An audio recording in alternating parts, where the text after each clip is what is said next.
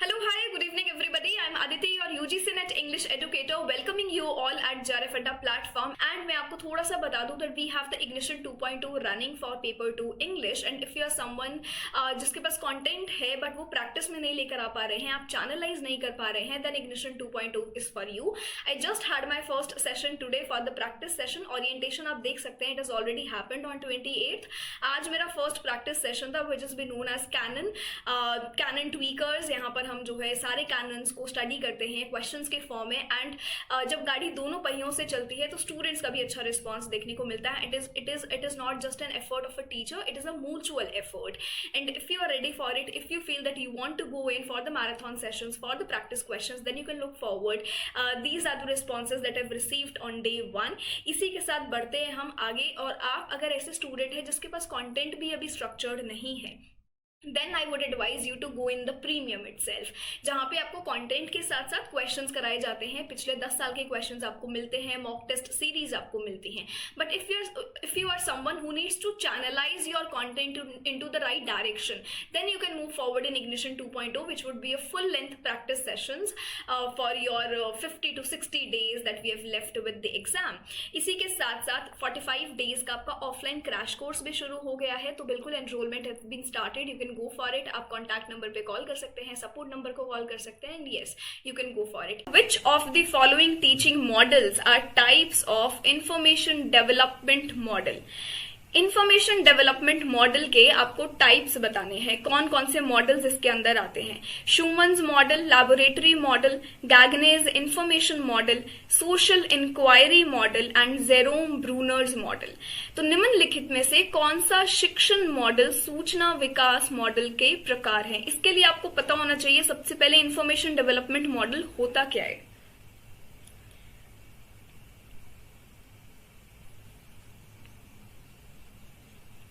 Jigsaw is the method of organizing classroom activities that make students depend on each other to succeed. बिल्कुल Ravi, good.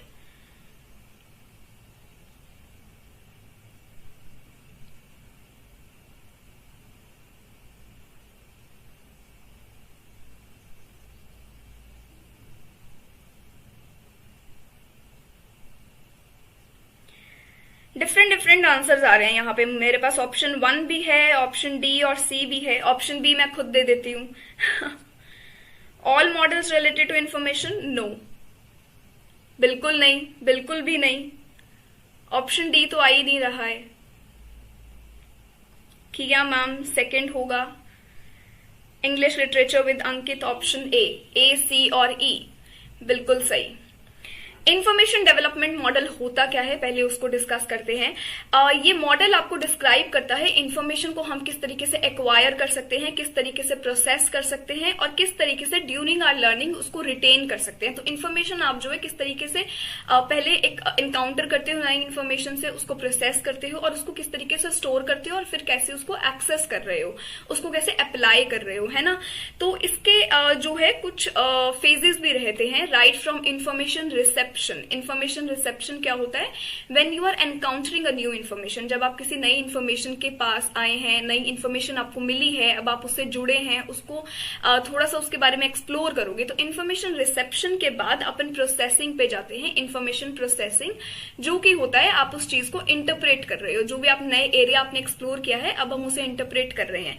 उसके बाद आता है information retention की. अब हम उस इन्फॉर्मेशन को जो आपने इंटरप्रेट करी है, आपको जो भी लगता है कि आपके लिए काम की है, फॉर एग्जाम्पल टीचिंग एप्टीट्यूड में नेट के पर्पज से आपके लिए जो इन्फॉर्मेशन काम की है आप उसे रिटेन कर लोगे, तो वो होता है इन्फॉर्मेशन रिटेंशन. इसके बाद है इन्फॉर्मेशन रिट्रीवल, जब उस स्टोर किया हुआ इन्फॉर्मेशन को हम एक्सेस करते हैं. एग्जाम में जब क्वेश्चन आएगा इन्फॉर्मेशन डेवलपमेंट मॉडल से, तो जितनी चीजें स्टोर करिए उसको किस तरीके से एक्सेस कर रहे हो, अप्लाई कर रहे हो क्वेश्चन पे, तो वो होता है इन्फॉर्मेशन रिट्रीवल. इसके अकॉर्डिंग अब आपको ये कुछ मॉडल्स देखने हैं जो इसके अंदर फिट होते हैं. So starting right from Gagne's information model. ये जो मॉडल है ये आपको प्रोसेसिंग मॉडल है जो कि आपको बताता है different types of learning which require different types of instruction. अलग अलग तरीके की लर्निंग और अलग अलग तरीके के इंस्ट्रक्शन ये आपको प्रोवाइड करता है. इसी के साथ है जेरोम ब्रूनर्स का मॉडल जो कि अपने आप में काफी फेमस है. क्यों फेमस है? यहाँ पे ये अपनी कंस्ट्रक्टिविस्ट थ्योरी के लिए जाने जाते हैं. अब कंस्ट्रक्टिविस्ट थ्योरी क्या होती है? जहां पे आपने एक लर्नर है वो एक नए आइडिया को कॉन्स्ट्रक्ट कर रहा है, नए आइडिया से गो थ्रू कर रहा है, एंड किस बेसिस पे कर रहा है, डिपेंडिंग ऑन देयर पास्ट और करंट नॉलेज। तो होता है ना आपकी प्रायर इन्फॉर्मेशन के साथ उसकी हेल्प से हम कैसे नई इन्फॉर्मेशन तक पहुंचते हैं, तो वो जेरोम ब्रूनर की कंस्ट्रक्टिविस्ट मॉडल में बात करी गई है। तो ऑप्शन सी और ई तो यहाँ पे बिल्कुल आंसर में आएगा, बी और डी मैं एलिमिनेट करूंगी, सी और डी देख लो। सी और अपना जो ऑप्शन ई है वो बिल्कुल आएगा। कहाँ पे है हमारा, अब हमें चूज करना है ए और डी में से। डी बिल्कुल नहीं आएगा, सोशल इंक्वायरी, हमारा शूमन्स मॉडल यहाँ पे आएगा। It is this model emphasise this integration of media into education. Media और टेक्नोलॉजी का इंटीग्रेशन आपको यहाँ पे देखने को मिलता है, वो शूमन्स मॉडल में है। तो कितने मॉडल हैं, शूमन्स, गैगनेज इंफॉर्मेशन मॉडल और जेरोम ब्रूनर्स का मॉडल और इनका कंस्ट्रक्टिविस्ट थ्योरी भी। ये तीनों आपको याद रखना है। यहाँ से रिलेटेड किसी भी तरीके का एक क्वेश्चन आ सकता है। मुझे काफी नया क्वेश्चन लगा तो मैंने आपके लिए आज यहाँ पे प्रेजेंट कर दिया। ठीक है, आई होप कि ये वाला क्वेश्चन क्लियर है। चल सकते हैं आगे। Learning based on previous knowledge, बिल्कुल रुचित, यस। देखो थोड़ा बातें मत करो, क्वेश्चन पे ध्यान दे लो, क्वेश्चन पे थोड़ा सा ध्यान करो, बातें कम करो।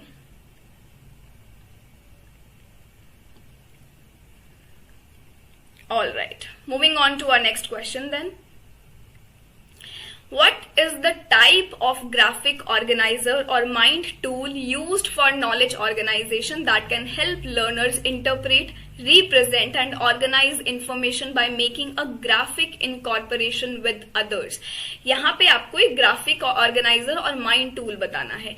ऑप्शंस हैं आपके कॉन्सेप्ट मैपिंग, हाइपरमीडिया, जेस्चरल प्रॉम्प्ट्स और डाइवर्जेंट क्वेश्चन। ये आपको इधर अटेम्प्ट करना है।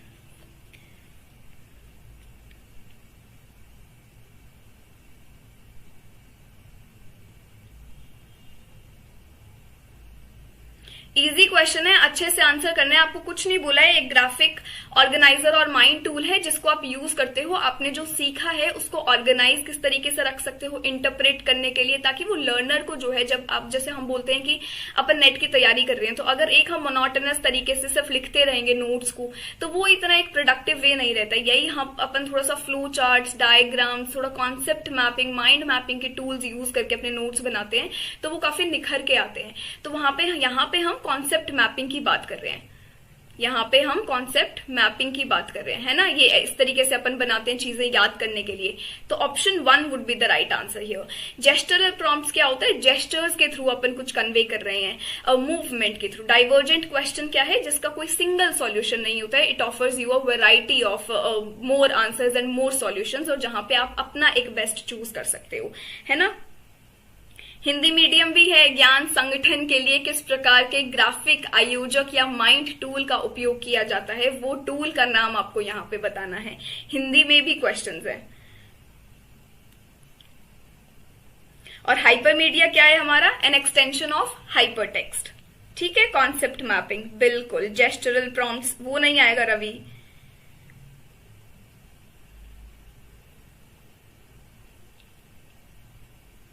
चलिए नेक्स्ट क्वेश्चन पर। यहां से जिसको चीजें क्लियर नहीं है, कॉन्सेप्ट मैपिंग हो गया, माइंड मैपिंग के टूल्स अपन हर बार सेशन में करते रहते हैं, जैसे एक्स माइंड, मीरो, माइंड माइस्टर, कोगल, ये टूल्स आप जो है एक बार वीडियो भी गो थ्रू कर सकते हो, ऑनलाइन लर्निंग टूल्स वाली। सब कॉन्सेप्ट एक बार में सारा क्लियर हो जाएगा। सारे नए टूल्स भी आपको वहां देखने को मिलते हैं, right from your 3D virtual tools, आपका विरबेला है, सेकेंड लाइफ है, ये कौन से टूल्स हैं, किस तरीके से हेल्प करते हैं, और हमारे पास और अलग अलग तरीके से गेमिफिकेशन के क्या टूल्स हैं। काहूत से थोड़ा आगे बढ़ना पड़ेगा, वहां से क्वेश्चन बहुत बार आ गया है, तो आप थोड़ा सा नए टूल्स से इंट्रोड्यूस हो जाओ। ठीक है, moving on to our next question. और डाइवर्जेंट और कन्वर्जेंट के बीच में डिफरेंस भी पता होना चाहिए।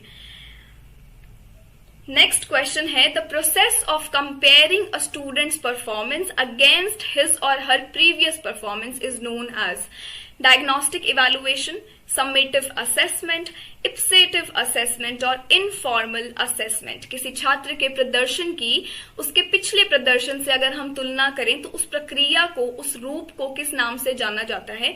नैदानिक मूल्यांकन, योगात्मक मूल्यांकन, इप्सेटिव और अनौपचारिक मूल्यांकन। यहां पे ये आपको आंसर करना है। ठीक है, कर दो फटाफट से आंसर। थोड़ा सा सेशन को शेयर कर दूं।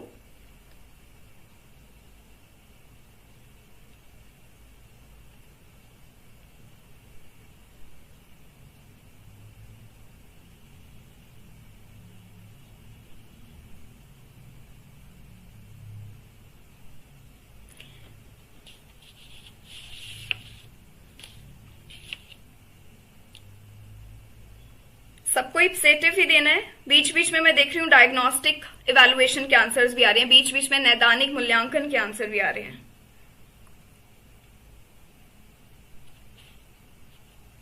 डायग्नोस्टिक होता है जहां पे हम स्टूडेंट की स्ट्रेंथ और वीकनेसेस को आइडेंटिफाई कर पाते हैं, जहां पे हम लर्निंग डिफिकल्टीज को देख पाते हैं, वो होता है डायग्नोस्टिक। जहां पे हम उनके बारे में उनको एक्सप्लोर कर पा रहे हैं, स्टूडेंट की स्ट्रेंथ और वीकनेसेस को आइडेंटिफाई कर पा रहे हैं, उनकी कमजोरियों को, उनके बेस्ट एरियाज को, वो होता है आपका डायग्नोस्टिक। क्वेश्चन इस तरीके से नहीं पूछा है। क्वेश्चन में क्या कह रहे हैं, एक स्टूडेंट अपनी पिछली परफॉर्मेंस के हिसाब से किस तरीके से अपनी अब की परफॉर्मेंस को कंपेयर कर सकता है, तो उसका क्या टर्म है।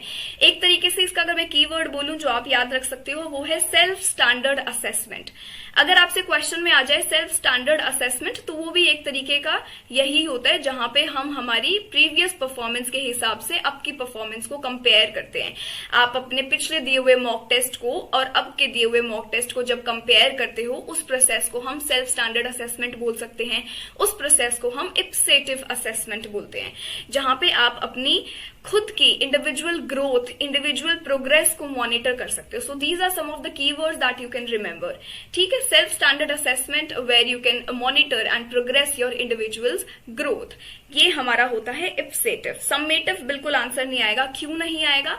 सम्मेटिव होता है during the end of the course, जो ग्रेडेशन होता है, जो आपका एंड रिजल्ट है, वो होता है सम्मेटिव असेसमेंट। एंड ऑल्सो इसके साथ साथ आपको फॉर्मेटिव भी समझ में आना चाहिए। फॉर्मेटिव असेसमेंट क्या होता है? The kind of evaluation and assessment that is done during the course of the work. आपका कोर्स चल रहा है, उसके बीच में आप जो मॉक टेस्ट या आपको टीचर असाइनमेंट दे रही है, प्रोजेक्ट दे रहे हैं, वो हम क्यों देते हैं? फीडबैक के लिए और एक इंप्रूवमेंट के स्कोप के लिए, ताकि जब हम एंड रिजल्ट तक पहुंचे, जब हमारा कोर्स का एंड हो, खत्म हो, तब हमें जो है रिजल्ट काफी अच्छे तरीके से दिखे, काफी निखर के हमारा रिजल्ट आए। इसलिए हम फॉर्मेटिव बीच में हम वो असेसमेंट्स, इवैल्यूएशंस करते हैं कि हम असाइनमेंट लेंगे ताकि जो है जहां पे कमियां हैं उनको हम इंप्रूव कर सकें। वो होता है फॉर्मेटिव ड्यूरिंग द कोर्स, और समेटिव होता है at the end of the course. तो ये ऑप्शन तो देखो बिल्कुल नहीं आएगा। इनफॉर्मल असेसमेंट क्या है हमारा? जो कि इतना स्टैंडर्डाइज्ड नहीं है, basically in the form of questions, जहां पे हम कुछ ऑब्जर्व कर रहे हैं, क्वेश्चंस के फॉर्म में इंफॉर्मेशन को गैदर कर रहे हैं, कलेक्ट कर रहे हैं और फिर उसको एनालाइज कर रहे हैं। ये आता है इनफॉर्मल असेसमेंट में। तो बिल्कुल आपका यहाँ पे आंसर क्या आ जाएगा? इप्सेटिव असेसमेंट। ठीक है, सबीरुल इप्सेटिव असेसमेंट को एक्सप्लेन दोबारा करूं सबीरुल, या आपका ये आपने आंसर पहले किया है? इप्सेटिव असेसमेंट को किस तरीके से याद रखना है? आपका self standard assessment. For example, आपने 2 हफ्ते पहले एक मॉक टेस्ट दिया और एक मॉक टेस्ट आज आपने दिया, तो अब दोनों में अगर आपको देखना है कि मैंने कितना प्रोग्रेस किया, मैंने कितना इंप्रूव किया या कहीं इंप्रूव नहीं किया, तो आपको अपना वो चीज इवेलुएट करना है। तो कैसे करोगे? पिछले मॉक टेस्ट का स्कोर देखोगे और अब के मॉक टेस्ट का स्कोर देखोगे। उसको जब खुद की इंडिविजुअल परफॉर्मेंस को जब कंपेयर करोगे, उस प्रोसेस को हम बोलते हैं इप्सेटिव असेसमेंट। उस प्रोसेस को अपन बोलते हैं सेल्फ स्टैंडर्ड असेसमेंट। आप जो है किसी सामने वाले बच्चे से या अपने दोस्त से अपना परफॉर्मेंस कंपेयर नहीं कर रहे हो, खुद से ही कर रहे हो। क्यों कर रहे हो? ताकि मुझे अपना ग्रोथ और प्रोग्रेस पता लगे कि मैंने कितना खुद पे इंप्रूव किया है। ठीक है, चलूं मैं आगे, चल सकते हैं नेक्स्ट क्वेश्चन पे। During the academic is formative. All right, next question. Given below are 2 statements, 2 कथन यहां पे आपको दिए हैं। स्टेटमेंट 1 कहता है entity theorist tend to explain failure in terms of a lack of an ability. Statement 2 आपका है incremental theorist tend to explain failure in terms of lack of effort. कुछ नहीं बोला है यहाँ पे, स्टेटमेंट को देख के कंफ्यूज नहीं रहना है आपको। यहाँ पे एंटिटी थ्योरिस्ट की बात की जा रही है और इधर जो है इंक्रीमेंटल थ्योरिस्ट की बात की जा रही है। यहाँ पे ये बात कर रहे हैं लैक ऑफ एन एबिलिटी की, इंक्रीमेंटल में बात कर रहे हैं लैक ऑफ एफर्ट की। बस क्वेश्चन को आराम से पढ़ना है और आंसर करना है। बिल्कुल अपनी प्रोग्रेस को कंपेयर करना इप्सेटिव होता है। यस, डायग्नोस्टिक, जहां पे हम स्टूडेंट का स्ट्रेंथ और वीकनेस आइडेंटिफाई करते हैं, जहां पे हम उनकी लर्निंग डिफिकल्टीज को डायग्नोस करते हैं, उनको आइडेंटिफाई करते हैं, वो हमारा डायग्नोस्टिक इवैल्यूएशन में आता है। माला, दोनों गलत है। ओके, सही क्या है फिर? जिसको भी नहीं आता उनके लिए बिल्कुल ये नया टॉपिक है, एंटिटी थ्योरिस्ट और incremental theorist. Madhumita option 1, both are correct. ये तो गड़बड़ हो गई, बहुत बहुत भारी गड़बड़ चल रही है। Raj interchange, good. Shreyasi option 2, both are incorrect, बिल्कुल परफेक्ट, गुड। वैभव ऑप्शन 1, नहीं Vaibhav. Nikita option 1, Kritika option B. Thank you Twinkle for identifying that कि कल कराया था, फिर भी कितने गलत हैं क्वेश्चन, और उन सबके भी गलत हैं जिन्होंने कल सेशन अटेंड किया था। सुधा येस्टरडे इट केम मैम, कल ही बताए थे क्लास में, फिर भी कितना गलत है। ऑपोजिट है माला, बिल्कुल। मोहम्मद न्यू टॉपिक है, कोई बात नहीं, अभी कर लेंगे। परम ऑप्शन सी, परम का सबसे अलग ऑप्शन है कि स्टेटमेंट 1 सही है, स्टेटमेंट 2 गलत है, बिल्कुल नहीं। थोड़ा सा एक्सप्लेनेशन देख लो, एंटिटी थ्योरिस्ट और इंक्रीमेंटल होता क्या है। एंटिटी थ्योरिस्ट ये बात करते हैं कि आप जो है नई चीजें सीख सकते हो, जितनी चीजें सीखनी है सीख लो, बट आपका जो एक इंटेलिजेंस लेवल है वो सेम रहेगा, वो चेंज नहीं होगा। So basically they can learn new things but the intelligence level would not change, it will remain same. क्यों वो ऐसा कहते हैं कि जो इंटेलिजेंस लेवल है वो बायोलॉजिकली बेस्ड है, तो एंटिटी थ्योरिस्ट ने तो ये बात करी है। इंक्रीमेंटल थ्योरिस्ट यहाँ पर बोलते हैं कि आप जो है अगर अपना डेली बेसिस पर कॉन्टिन्यूअस लर्निंग पर अपना हार्ड वर्क कर रहे हो, खुद का लेवल थोड़ा इंप्रूव कर रहे हो और कॉन्टिन्यूअस कंसिस्टेंट हो अपना लर्निंग में, प्रैक्टिस कर रहे हो, तो बिल्कुल आपका जो इंटेलिजेंस लेवल है वो चेंज हो सकता है, वो इंप्रूव हो सकता है। कैसे, मैंने कल समझाया था कि अगर आप डेली बेसिस पे अपना कॉन्टिन्यूअस लर्निंग कर रहे हो, अगर रोज पढ़ रहे हो, प्रैक्टिस कर रहे हो, तो मॉक टेस्ट में भी जो है अप ही देखने को मिलेगा, वो स्टेगनेंट कभी नहीं रहेगा, वो आपको स्कोर ज्यादा ही देखने को मिलेगा। इंक्रीमेंटल थ्योरिस्ट ने इंक्रीमेंट, इंप्रूव, यही बात की गई है कि अगर आप डेली बेसिस पे अपना पढ़ाई करोगे, डेली बेसिस पे कॉन्टिन्यूअस लर्निंग कर रहे हो, तो इंप्रूवमेंट बिल्कुल देखने को मिलेगा। But on the other hand entity theorist ने बोला आप कितनी भी नई चीजें सीख लो, you will learn new things but your intelligence level will not change. क्यों? क्योंकि वो बायोलॉजिकली बेस्ड है। तो दोनों में ये डिफरेंस है। अब समझ आया? दोनों में ये डिफरेंस है। अब मैं क्वेश्चन देखूं तो देखो, both are correct here. Entity theorist बोलते हैं they tend to explain failure in terms of a lack of an ability. क्या बोल रहे हैं कि they tend to explain failure, उनका फेलियर होगा ही in terms of a lack of an ability. वो चाहे कितनी भी नई चीजें सीखे बट जो उनका एबिलिटी है, उनका वो जो एक इंटेलिजेंस लेवल है वो चेंज नहीं होगा, वो सेम रहेगा। इंक्रीमेंटल थ्योरिस्ट कहते हैं they tend to explain failure in terms of lack of an effort. वृद्धिशील सिद्धांत का प्रयास की कमी के संदर्भ में विफलता की व्याख्या करते हैं। कहने का मतलब है अगर आप एफर्ट ही नहीं कर रहे हो, अगर आप एफर्ट ही नहीं कर रहे हो तो आपका इंप्रूवमेंट कैसे होगा? इंप्रूवमेंट नहीं होगा, so you will experience that failure. तो वो फेलियर उन्होंने इस तरीके से एक्सप्लेन किया है कि अगर आप एफर्ट ही नहीं कर रहे हो, उसमें कमी है, तो फिर फेलियर में भी आपको वो देखने को मिलेगा। तो इसीलिए इंक्रीमेंटल थ्योरिस्ट वाला स्टेटमेंट भी आपका सही है। दोनों स्टेटमेंट्स करेक्ट हैं, दोनों करेक्ट है। Increment level, increase in intelligence level, बिल्कुल पूर्वी, it is not biologically based, क्योंकि वो एंटिटी थ्योरिस्ट ने बोला है। कीवर्ड से हो जाएगा, बिल्कुल वही। मेरे को लगा कि इंक्रीमेंट तो एफर्ट होना चाहिए, बिल्कुल हमेशा। समझ आ गया आप? जिन्होंने भी ऑप्शन बी दिया, सी दिया, डी दिया, एंड जिसने भी ऑप्शन 1 दिया, ग्रेट, गुड, अमेजिंग। एक बार और एक्सप्लेन करना है, मैं बिल्कुल कर सकती हूँ, मुझे कोई दिक्कत नहीं है, बट ये कॉन्सेप्ट क्लियर कर लो, एंटिटी और इंक्रीमेंटल। और समझ आ गया तो एक थम्स अप, समझ आ गया तो थम्स अप कर दो, फिर आगे चलते हैं।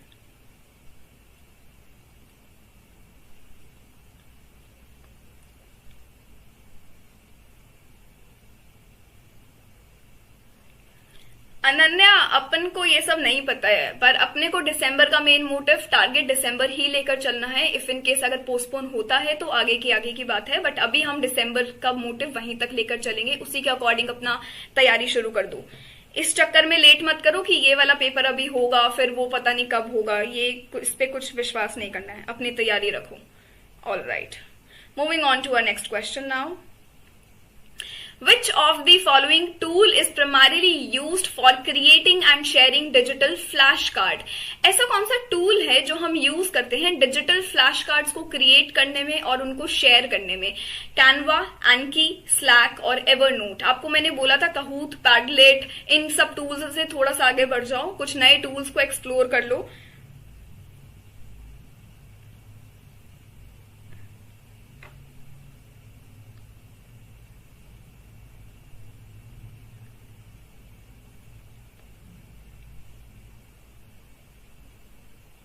मुझे लग रहा है कि आपने बी बताया था. नहीं माला, ऑप्शन 1 ही बताया था. स्टेटमेंट ढंग से पढ़ोगे ना तो समझ आएगा. मे बी आपको एक्सप्लेनेशन समझ आ गया है, बट जो स्टेटमेंट क्या कह रहा है वो समझ नहीं आया. उसको ढंग से देखो. इंक्रीमेंटल थ्योरीज में बोला है कि अगर वो एफर्ट कम करेंगे ना तो फेलियर होगा. वो ऐसा नहीं कह रहे कि एफर्ट भी करते रहेंगे और फिर भी फेलियर होगा.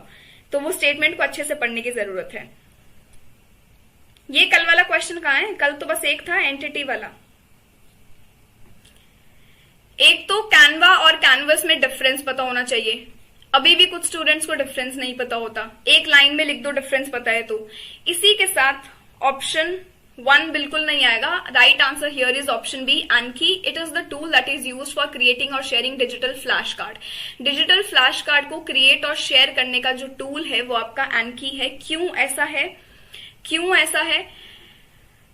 अगर हम स्लैक की बात करें तो ये एक कोलैबोरेशन टूल है जिसे हम टीम कम्युनिकेशन या हम प्रोजेक्ट मैनेजमेंट के लिए यूज करते हैं. That is slack. जहां पे हम अलग अलग चैनल्स को क्रिएट करते हैं, जहां पे आपके अलग अलग टॉपिक्स हैं. आप जो है अपनी फाइल शेयर कर सकते हो सामने वाले के साथ और अपने टूल्स के साथ यहाँ पे काम कर सकते हो. वो होता है स्लैक. स्लैक को बस इतना कीवर्ड याद रख लो. टीम कम्युनिकेशन एंड प्रोजेक्ट्स का ये है जहां पे मटीरियल शेयर किया जा सकता है, फाइल्स शेयर की जा सकती हैं और आपका एक कोलैबोरेशन टूल है.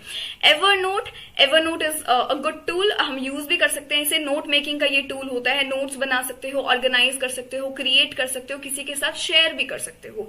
तो एवरनोट भी आपका आंसर नहीं आएगा क्योंकि हमें बात की गई है ऐसा कौन सा टूल है जो डिजिटल फ्लैश कार्ड्स को बनाता है और शेयर भी करता है. तो वो है हमारा एनकी.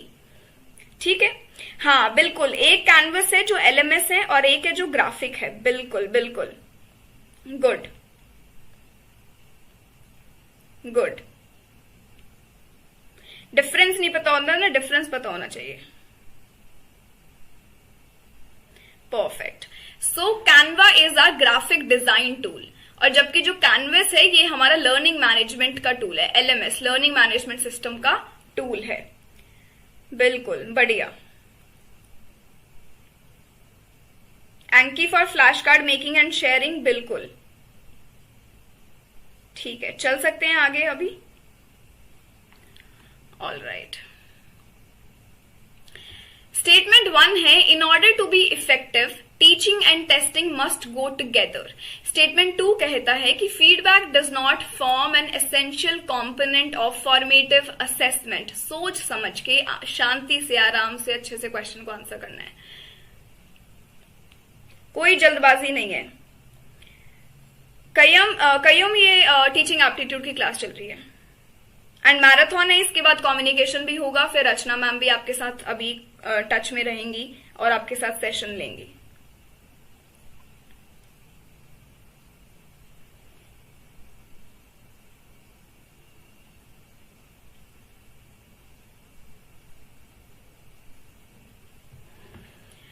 यूजीसी नेट पेपर 1 की क्लास है और उसके अंदर टीचिंग एप्टीट्यूड के क्वेश्चंस अभी सॉल्व कर रहे हैं. All right. सब ऑप्शन सी दे रहे हैं. हाँ साइकोटॉक बिल्कुल अवेलेबल रहेगा. ठीक है. तो क्या कहता है in order to be effective teaching. Effective के लिए कि अच्छे से एक आपको इफेक्टिव लर्निंग देखने को मिले तो टीचिंग और टेस्टिंग जो है वो साथ साथ चलना चाहिए. तो बिल्कुल सही है. स्टेटमेंट 2 बोलता है feedback does not form an essential component of formative assessment.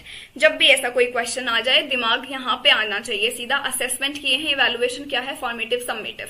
Formative का एक रिव्यू ले लो, दिमाग में जितनी चीजें पता है फॉर्मेटिव की सोच लो, फिर देख लो क्वेश्चन फिर से क्या कहता है. पहला हाईलाइट तो यही है क्वेश्चन में जब नॉट आ जाए तो मतलब और अच्छे से क्वेश्चन को देखना है। Feedback does not form an essential component, बिल्कुल गलत है। क्यों? फॉर्मेटिव असेसमेंट हम करते ही इसीलिए हैं for the scope of improvement, कि एक फीडबैक मिल जाए, कहाँ पे कमियां हैं वो कमियां मिल जाए, उन पे और काम कर लें ताकि जो हमारा एंड रिजल्ट है वो हमारा अच्छा आए।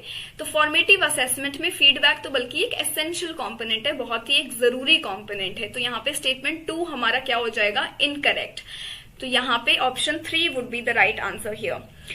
सुंदरलाल सिल्पहरा, बिल्कुल ऑप्शन 4 नहीं आएगा। स्टेटमेंट 2 तो आपने करेक्ट कर दिया और स्टेटमेंट 1 इनकरेक्ट, ये तो गलत आंसर है। Feedback is important, yes Mantu. Sabirul option D, ऐसा क्यों Sabirul? Feedback does not form, not है, इतना क्लियरली लिखा है, देख लो। For the scope of improvement ही तो करते हैं। फॉर एग्जाम्पल आज आप मॉक टेस्ट अटेम्प्ट कर रहे हो, ये आपका कुछ रिजल्ट नहीं बताएगा, बिकॉज आपका एंड रिजल्ट है योर फाइनल एग्जामिनेशन डे, जो कि आपका नेट का एग्जामिनेशन हॉल जब आप पेपर दोगे, उसके लिए जो आप तैयारी कर रहे हो अभी ड्यूरिंग द कोर्स, वो क्यों कर रहे हो? ताकि स्ट्रेंथ और वीकनेसेस पता लग जाए, ताकि खुद की तैयारी को इवेलुएट कर लो, ताकि वहां पे सेम गलतियां ना हो। तो खुद को इम्प्रूव करने के लिए, खुद की चीजों को आइडेंटिफाई करने के लिए, तो उसके लिए फीडबैक होना तो जरूरी है ना। फीडबैक तो एसेंशियल कॉम्पोनेंट है। थोड़ा सा क्वेश्चन ध्यान से पढ़ा करो। हिंदी में भी है, जिसको हिंदी में देखना है हिंदी में देख लो। According to 6 thinking hats, which of the following colours pay attention to data, facts और इंफॉर्मेशन? 6 थिंकिंग हैट सिस्टम है जिसके अंदर थोड़े बहुत कलर्स इंक्लूडेड हैं। तो उसमें से कौन सा कलर जो है वो डाटा, फैक्ट्स और इंफॉर्मेशन पे रिलाई करता है, उस पर ध्यान देता है? Green, black, white and yellow. PDF की चिंता बाद में करना, अभी क्वेश्चंस करो। माला श्रेयसी, फीडबैक इंपॉर्टेंट है, बिल्कुल। Good morning Gunja.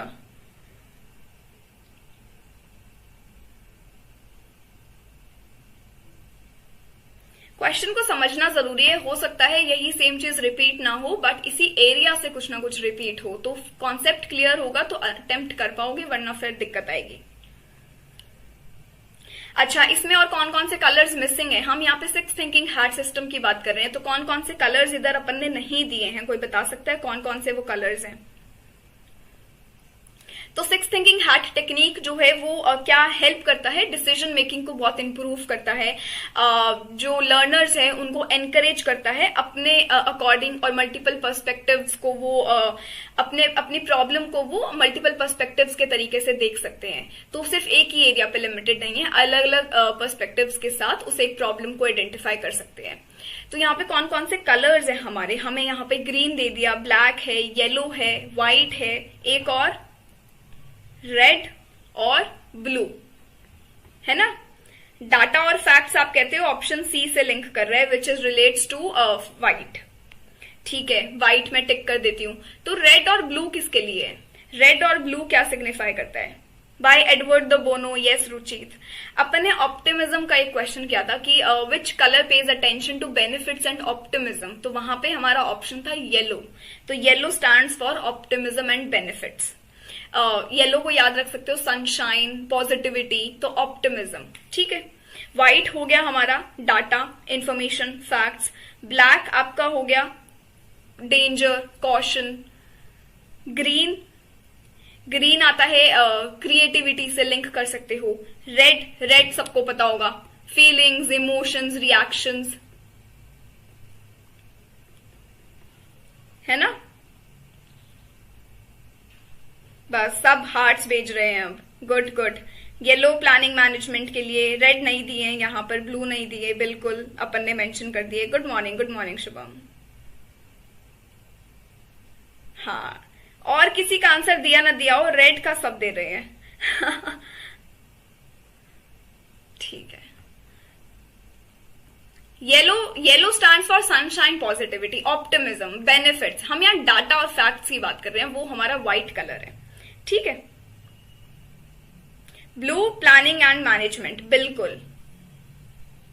Planning, management, process, manages the process. Green hat का कीवर्ड याद रख सकते हो, क्रिएटिविटी एंड सरप्राइज। उससे रिलेटेड कोई भी वर्ड दिख जाए तो ग्रीन कलर में फिट इन कर दो। ठीक है, लिखना है तो लिख देते हैं। ऑप्टिमिज्म, बेनिफिट, व्हाइट हमारा दे ही दिया, black is for caution, green is for creativity and surprise, blue manages the process, लो। चलो next question. Which of the following statement best describes lecture method of teaching? Lecture method पे अपन यहाँ बात कर रहे हैं तो अच्छे से ऑप्शंस देखने हैं, ठीक है। Small step presentation with feedback provided, content delivery in a lucid language, production of large number of ideas, theme based interaction among participants। यहाँ पे हम बात कर रहे हैं कौन सी स्टेटमेंट इनमें से सबसे अच्छे तरीके से डिस्क्राइब कर रही है किसको, लेक्चर मेथड ऑफ टीचिंग को। लेक्चर मेथड ऑफ टीचिंग को सबसे अच्छी स्टेटमेंट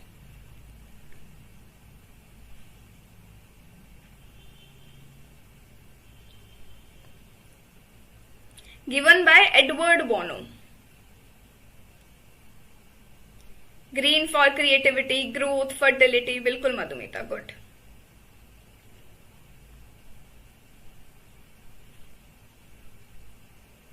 सेशन को लाइक जरूर कर देना, अच्छा लग रहा है तो।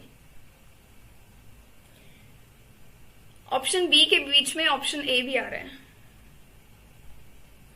लेक्चर मेथड की बात कर रहे हैं हम। सबसे यहाँ पे बेस्ट स्टेटमेंट यही है कि किस तरीके से कंटेंट का डिलीवरी कितना सिंपल इजी लैंग्वेज में, सरल भाषा में किया जा रहा है, एक स्पष्ट भाषा में सामग्री का वितरण। लेक्चर मेथड वही होता है ना।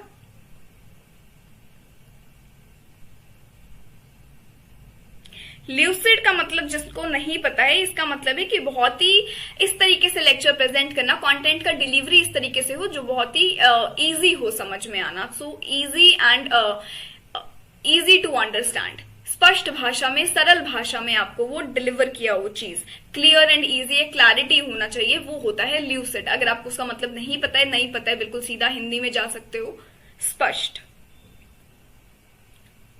कुछ भी उलझा हुआ ना हो, एकदम सुलझा हुआ सब हमारा हो। तो content delivery in a lucid language, production of large number of ideas, ये आप लेक्चर मेथड में नहीं डालोगे। ये क्या होता है, brain storming. Production of large number of ideas क्या होगा, ब्रेन स्टॉर्मिंग, जहां पे हम आइडियाज को जनरेट कर सकते हैं, क्रिएटिविटी लेकर आ सकते हैं, आइडियाज के बारे में सोच सकते हैं, जनरेट कर सकते हैं न्यू आइडियाज को। तो लार्ज नंबर ऑफ आइडियाज का प्रोडक्शन, आपको जो ये टर्म है ये हमारा ब्रेन स्टॉर्मिंग है ना। ब्रेन स्टॉर्मिंग है तो वो तो बिल्कुल नहीं आएगा, बिल्कुल रुचि थी, yes. Mantu, very clear and easy, that is lucid, yes. Theme based interaction among participants, तो वो भी लेक्चर मेथड में नहीं आता, that is just one part, किस तरीके से अपन प्रेजेंट कर रहे हैं, या small step presentation with feedback provided. तो ये भी हम लेक्चर मेथड का जब एक एप्ट स्टेटमेंट देखते हैं तो उसमें फिट इन नहीं होता है। सबसे पहला जो एक मेन प्रायोरिटी होता है दैट इज कंटेंट डिलीवरी, वो किस तरीके से हो रहा है ना। गुड आफ्टरनून दीपशिका, बिल्कुल Charul. Next, transfer of learning from one situation to another that is conscious and effortful is low road transfer. Statement 2 कहता है the automatic often unconscious transfer of learning to another situation is high road transfer. Question में क्या बात की गई है, लो road transfer और high road transfer की, दोनों में डिफरेंस पता होना चाहिए। कीवर्ड देखा, फटाफट से एक रिवाइंड ले लो, दिमाग को कितना इंफॉर्मेशन पता है इसके बारे में, उसके बाद इन स्टेटमेंट्स पे जाओ ताकि इजीली क्वेश्चन को अटेम्प्ट कर पाओ। ठीक है, फटाफट से आंसर कर दो, सोच समझ के आंसर करना है, कोई जल्दी नहीं है।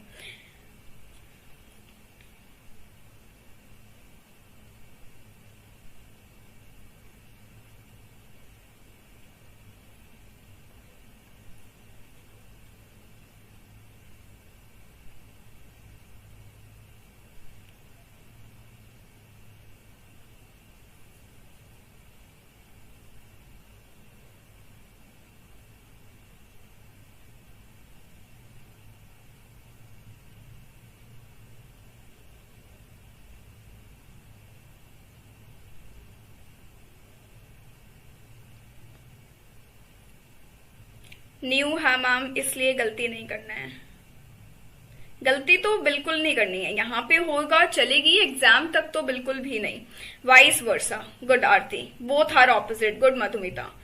यहाँ पे हम बात कर रहे हैं लो रोड ट्रांसफर की और हाई रोड ट्रांसफर की, और हमें क्या देखना है, transfer of learning from one two another that is conscious और एफर्टफुल, और यहाँ पे क्या बोल रहे हैं, ऑटोमेटिक और अनकॉन्शियस। कॉमन सेंसिकल क्वेश्चन से करें, हाई रोड ट्रांसफर अगर हम बात करें, हाई रोड मतलब रिक्वायर्स हाई स्किल्स, कि आपको जो है प्रायर लर्निंग के साथ साथ कुछ अपने कॉन्सेप्ट्स अब वाले रिलेट करने पड़ते हैं in order to have that shift और have that transfer in learning. तो वो होता है हाई रोड ट्रांसफर, जहां पे कुछ ऑटोमेटिक नहीं है। आप अब यूजीसी नेट की तैयारी कर रहे हो तो ऑलरेडी जो आपके पास करंट नॉलेज है या ऑलरेडी जो आपका एक प्रायर नॉलेज है उसमें नई इन्फॉर्मेशन को फिट इन करना, नए कॉन्सेप्ट को ऐड करना, वो होता है हाई रोड ट्रांसफर। लो रोड ट्रांसफर होता है कुछ वेल एस्टैब्लिश्ड स्किल्स जो ऑटोमेटिकली हमारी ट्रांसफर हो जाती है, जैसे शू को किस तरीके से टाई करना है, तो वो एक एग्जांपल आपका लो रोड ट्रांसफर में आएगा। So that is an unconscious और that is an automatic transfer of learning. तो दोनों जो हैं ऑपोजिट दिए हैं, वाइस वर्सा है। तो यहां पे हमारा आंसर क्या आ जाएगा, बोथ आर फॉल्स, इंटरचेंज्ड हैं, ऑपोजिट हैं, बिल्कुल। एग्जाम्पल ले सकते हो, एग्जाम में जब अपनी जो नॉलेज सीखी है जब उसको अप्लाई करते हैं तो वो चीज तो हाई रोड ट्रांसफर में आएगा, बिकॉज आपने प्रायर लर्निंग के साथ साथ नए कॉन्सेप्ट को ऐड किया है, तो वो एक कॉन्शियस लर्निंग है, you have done that effort into that.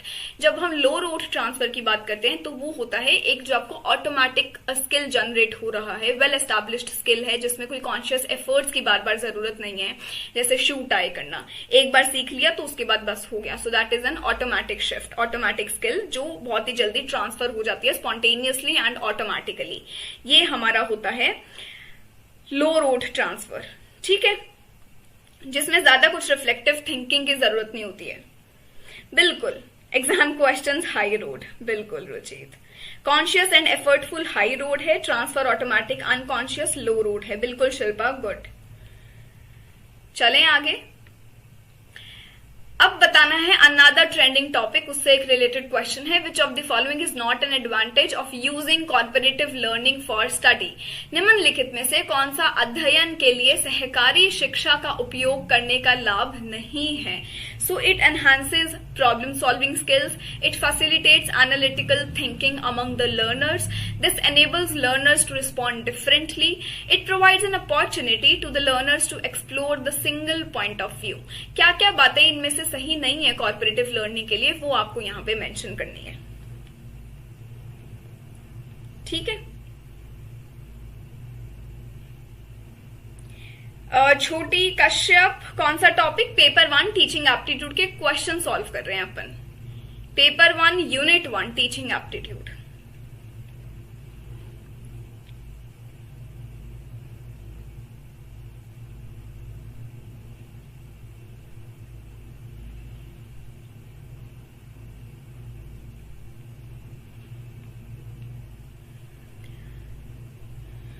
Question को अच्छे से देखना है, नॉट को अनदेखा नहीं करना है जो हम एग्जाम में कर देते हैं, नॉट को हाईलाइट है। कॉर्पोरेटिव लर्निंग स्ट्रैटेजीज, मेथड्स, सब डिटेल में इस कॉन्सेप्ट को right from A to G proper पढ़ के जाना है। क्वेश्चन यहां से बन के आ सकता है, बहुत हाई चांसेस हैं। नहीं कवर किया है, डेडिकेटेड सेशन बनाया है, उस पे जाके देख लेना, ठीक है, उस पे जाके देख लेना।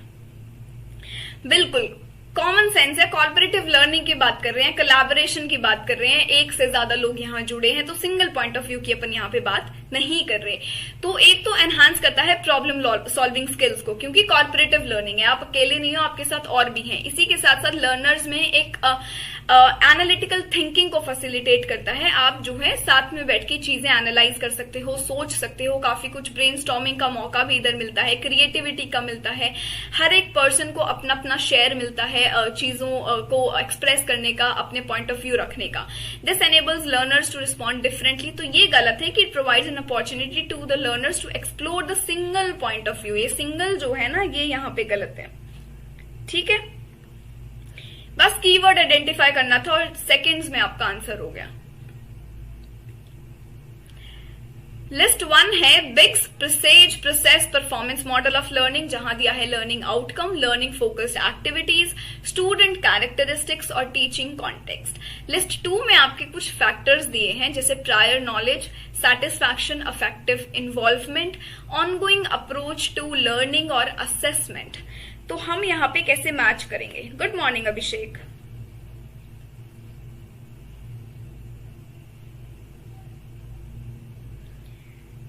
आज बहुत कुछ नया सीखने को मिला आपकी क्लास से आज, style with Meena, thank you. बाकी सेशंस भी देख सकते हो, काफी नए क्वेश्चंस डेली बेसिस पे अपन वहां पे एड्रेस करते हैं। क्वेश्चन को अच्छे से करना है कि ऑप्शन 1 होगा या ऑप्शन 4 होगा, अलग अलग मत दो, कोई जल्दबाजी थोड़ा ना है।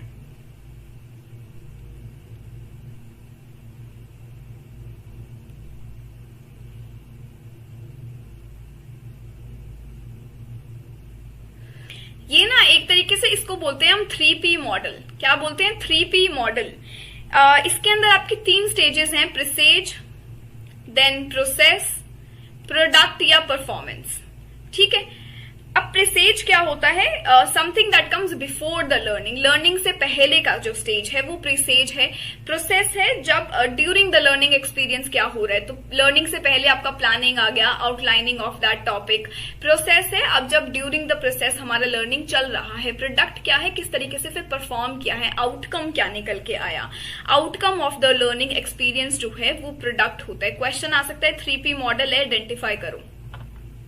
Outcome of the learning experience. Presage क्या है? जो बिफोर द लर्निंग है, बिफोर द लर्निंग वाला स्टेज है कि उससे पहले क्या आता है वो आपको प्रिसेज में देखने को मिलता है। प्रोसेस क्या हो गया? During, what occurs during the learning experience. ठीक है, डिफरेंस पता होना चाहिए, डिफरेंस पता होना चाहिए।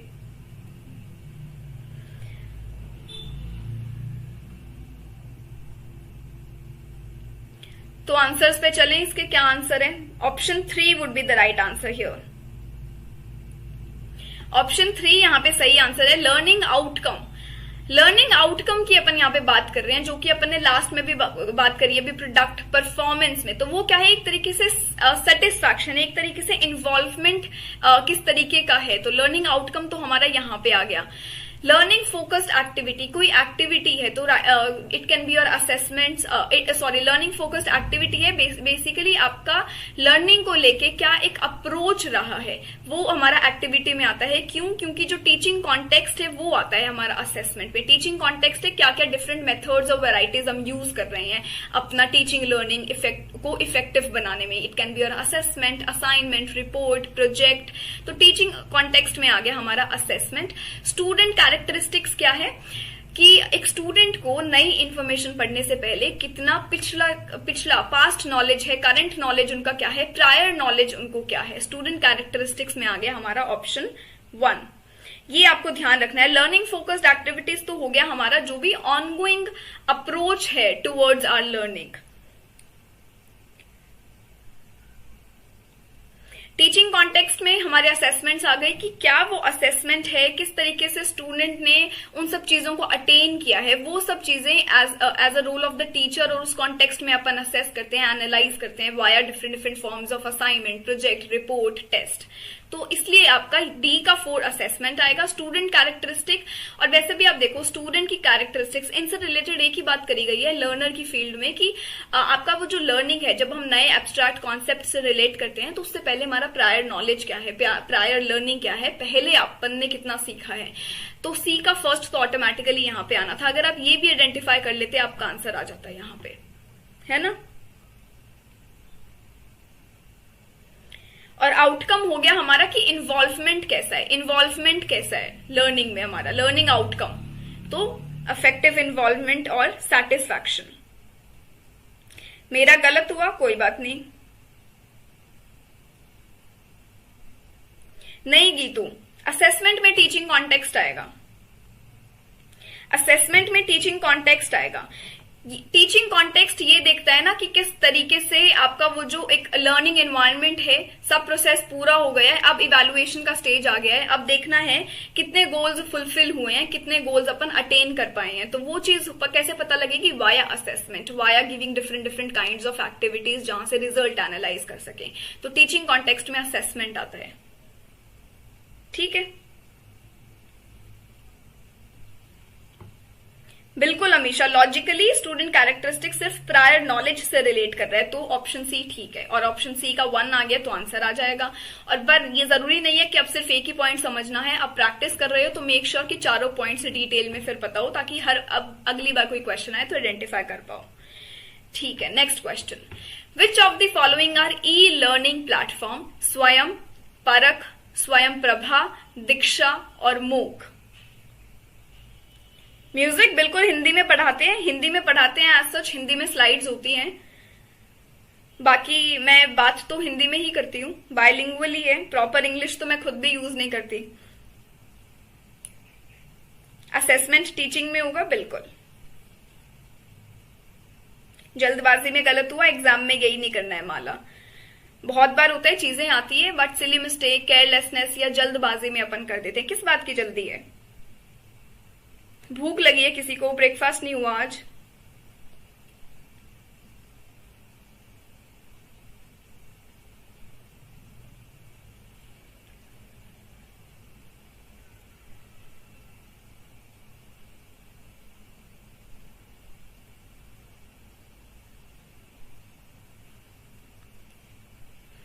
एक तो फटाफट स्वयं का फुल फॉर्म दे दो, एक्चुअली सबका ही दे दो, परख का भी दे दो और दीक्षा का। चलो इतना बहुत है। जिसने आंसर अटेम्प्ट कर दिया, खाली नहीं बैठना है, इनके फुल फॉर्म्स लिख दो। परख एक असेसमेंट है, बिल्कुल, तो एलिमिनेट कर सकते हैं। दीपशिखा ने लिख दिया study web of active learning for aspiring minds. Study webs of active learning for young aspiring minds. अच्छे से फुल फॉर्म को याद रखना है, फॉर, ऑफ क्या है सब देखना है। Study webs of active learning for young aspiring minds. ठीक है। कब लॉन्च हुआ था? 2017 में। किसने लॉन्च किया वो भी बता दो। पूरा का पूरा प्लेटफॉर्म है, ऑनलाइन कोर्सेज आपको यहां पे देखने को मिलते हैं। मूक, मैसिव ओपन ऑनलाइन कोर्स, बिल्कुल Shubhi, massive open online course, yes, good Ruchit. Study webs of active learning for young aspiring minds, बिल्कुल बिल्कुल।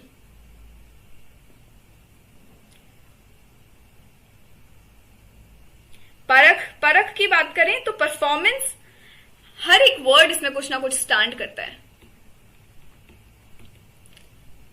परफॉर्मेंस, असेसमेंट और review, analysis of knowledge and holistic development.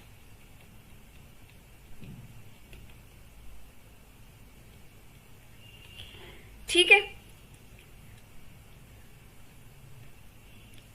ये आपका प्लेटफॉर्म नहीं है, it is a assessment tool. बिल्कुल, रौनक good, Meenakshi good, अरे वाह, रितु परफेक्ट। अब आ जाते हैं दीक्षा पर। दीक्षा के लिए सब क्या लिख रहे हैं?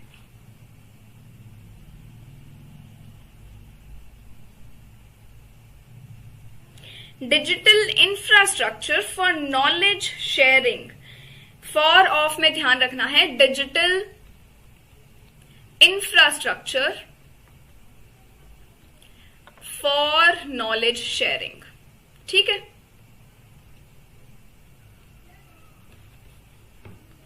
अच्छा, अब स्वयं प्रभा पे बात करें तो कितने चैनल्स हैं इनके अंदर? कितने डीटीएच चैनल्स हैं? कितने डीटीएच चैनल्स हैं?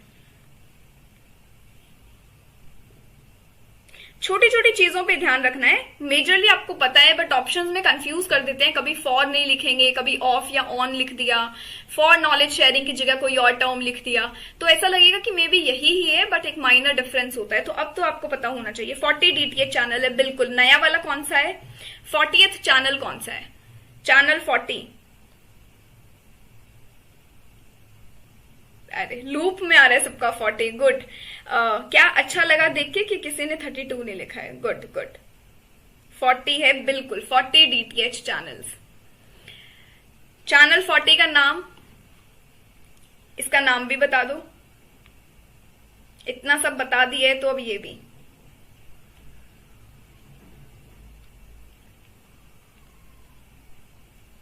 टेन कोऑर्डिनेटर्स हैं, good Ravi, yes. Channel 1 Vagish है और चैनल 40 व्यास, बिल्कुल। और चैनल 1 अपना वगीश। और वगीश किससे रिलेटेड है? इसी के साथ फटाफट से कोई चैनल 7 बता सकता है? चैनल 7 बता दो। चैनल 4 मैं बता देती हूँ, आपका सारस्वत है, और किसके लिए है वो आप बताओगे। सारस्वत चैनल 4 है, किस सब्जेक्ट से रिलेटेड है, और चैनल 7 कौन सा है?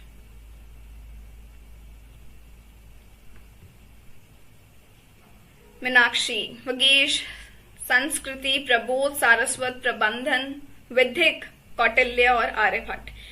चैनल 7 बिल्कुल कौटिल्य है। कौटिल्य इकोनॉमिक्स एंड कॉमर्स, बिल्कुल गुड।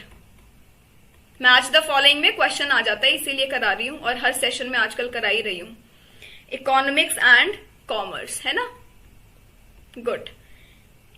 और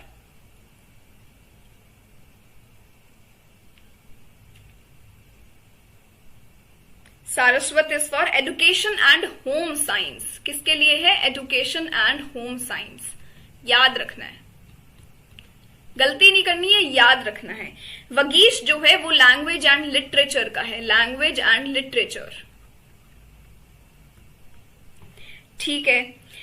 और अगर मैं बात करूं कि अपना चैनल 11 to 16 किसके हैं? चैनल 11 to 16 किसके हैं?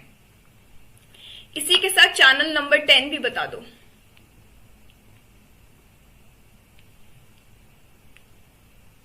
Good. Channel 9 Spandan for life sciences, और चैनल 10 हमारा दक्ष है for applied sciences.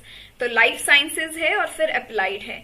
केशा, Safvi, Ruchit, good. IGNOU, Abhilasha, perfect. IGNOU right from 1 to 6, तो चैनल 11 to 16 जो है इग्नू के हमारे पास चैनल्स हैं। Starting right from social science, humanities, basic and applying sciences, professional education, state open universities, capacity building और skill and vocational education, ठीक है। All right, perfect, good, good। विधिक चैनल किसके लिए? विधिक चैनल 6 किसके लिए? विधिक कौन सा सब्जेक्ट है उसके अंदर? मेन एरिया कौन सा है? विधिक में मेन एरिया कौन सा है? Good Ruchit, yes. 17 to 20 अपना Bombay, IIT Bombay. Starting right from biotechnology, electronics, electrical engineering and physics, बिल्कुल गुड, गुड। विधिक बताना है, विधिक। लीगल अंजलि ने दिया है। केसा, सफवी, लॉ, बिल्कुल गुड, गुड। सो अपना विधिक है लॉ एंड लीगल स्टडीज के लिए, विधिक। तो मतलब अब तो आपको सब याद हो गए हैं। इसी के साथ साथ एक और चीज, डिजिटल इनिशिएटिव्स बहुत इंपॉर्टेंट है, उनको कवर करना है। क्वेश्चन वहां से आता ही आता है, right from your each and every scheme that has comed into that. आपके teaching aptitude, higher education, ICT से रिलेटेड जो भी डिजिटल इनिशिएटिव्स हैं। तो रिसेंटली एक सेशन मैंने लिया है उस पर डेडिकेटेड, वो अच्छा लगे तो जाके देख सकते हो, उसमें काफी चीजें मैंने कवर करी हैं। आप में से अगर किसी ने वो सेशन लिया था तो एक बार बता भी दो। कोई था आप में से वहां पर जब मैंने डिजिटल इनिशिएटिव का एक सेशन कराया था?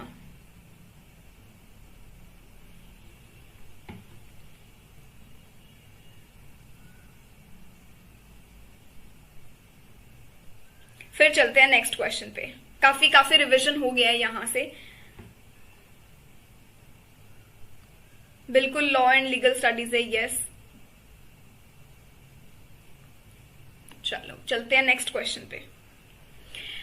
अब हम बात कर रहे हैं, following is the list of some basic teaching competencies identified through various researches on teaching, which among of them fall in the domain of behavioural competency. अब हमें बात करना है बिहेवियरल कॉम्पिटेंसी के बारे में कि इनमें से कौन कौन सा इस डोमेन में आता है। Self efficacy, planning, locus of control, communicating और फ्लेक्सिबिलिटी। मिल गए माला पीडीएफ? थैंक यू की बात नहीं है, पीडीएफ तो ठीक है, बस पढ़ना अच्छे से है। अच्छा ठीक है, आप सबने डिजिटल इनिशिएटिव अटेंड किया था लास्ट सैटरडे। किरण ने तो बिल्कुल स्पेसिफाई भी कर दिया। अरे श्रेया शेट, ये भी याद है, लो। तो वो काफी मेरे लिए तो मुझे वो काफी अच्छा और प्रोडक्टिव सेशन लगा था कि उसमें से बहुत सारी चीजें ऐसी हैं जो एग्जाम में आ सकती हैं, तो बिल्कुल जाके देख लेना एक बार, ठीक है, जब भी आपको टाइम मिले। पटना अभी तो पता लग गया होगा, सबने बता दिया लास्ट सैटरडे। प्लेलिस्ट पे जाना टीचिंग एप्टीट्यूड की, मिल जाएगा उधर डिजिटल इनिशिएटिव। बिल्कुल कराया था गुलशन, और मैं देख रही हूँ कि मोस्टली याद है सबको जिनको कराया था। हम यहाँ बिहेवियरल कॉम्पिटेंसी की बात कर रहे हैं, तो यहाँ पे बिहेवियरल कॉम्पिटेंसी की बात करते हैं तो यहाँ पे हमारा एक तो प्लानिंग आता है। सबको ये डाउट था कि प्लानिंग क्यों आता है। आप कोई भी एक्टिविटी करने से पहले, कुछ प्रेजेंट करने से पहले एक प्रॉपर प्लानिंग करते हो। वैसे ही तो मुंह उठा के कुछ प्रेजेंटेशन देने नहीं आ रहे हैं ना, उससे पहले अपन कुछ तो प्लानिंग कर रहे हैं। In order to make that effective, in order to make the teaching effective, planning is the key component. और फिर उसको अगर मैंने रिसर्च कर लिया है अपना और मुझे अब कोई चीज क्लियर है, बट अगर मैं सामने वाले को ढंग से नहीं करा पा रही हूँ, so then what is that purpose of doing all of that research. तो उसके लिए की कॉम्पोनेंट है कम्युनिकेटिंग, वो भी जरूरी है कि कम्युनिकेशन करना आना चाहिए, अपनी बात को सामने वाले के पास रखना आना चाहिए। उसको सिर्फ प्रेजेंटेशन नहीं है कि मैंने बहुत ऐसे स्लाइड्स यूज करके, बहुत ऑर्नामेंट एडोर करके इसको एक स्लाइड प्रिपेयर कर लिया, बट मुझे एक्सप्रेस ही नहीं करना आ रहा है। तो प्लानिंग और कम्युनिकेटिंग दोनों आर द बिहेवियरल कॉम्पिटेंसीज। तो बी और डी मैं यहाँ पे बिल्कुल टिक कर दूंगी, बिल्कुल ऑप्शन 4 बी एंड डी। चलो, अच्छा लगा मुझे देख के कि मोस्टली ने यही आंसर किया है। माला अटेंड नहीं कर पाई पर पीडीएफ पढ़ लिए। माला कुछ और ऐसी चीजें थी जो एक्स्ट्रा से बताई थी, बट वो पीडीएफ में इंक्लूड नहीं हुई है, तो अगर मन करे तो एक बार फास्ट में स्पीड करके गो थ्रू कर लेना, ठीक है। बिल्कुल, पर्सनल कॉम्पिटेंसी कौन सी है? Self efficacy, locus of control and flexibility. जो भी अपन यहाँ पे इंक्लूड नहीं कर रहे हैं ये हमारी पर्सनल कॉम्पिटेंसीज हैं, तो आपको बिल्कुल याद रखना है, ठीक है।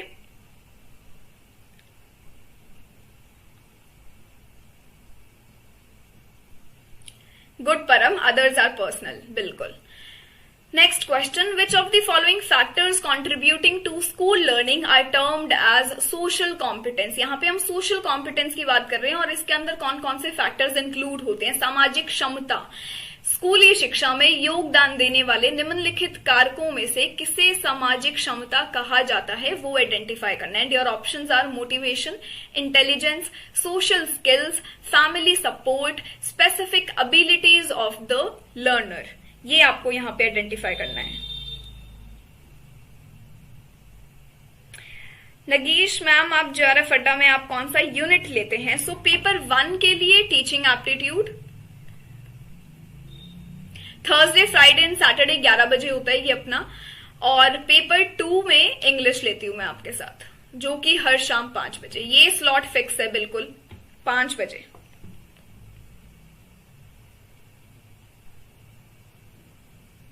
बिल्कुल वैभव, पिछले कुछ सेशंस में ये कराया है और बहुत गलतियां थी, तो मुझे चेक करना था कि कितना सबने सुना।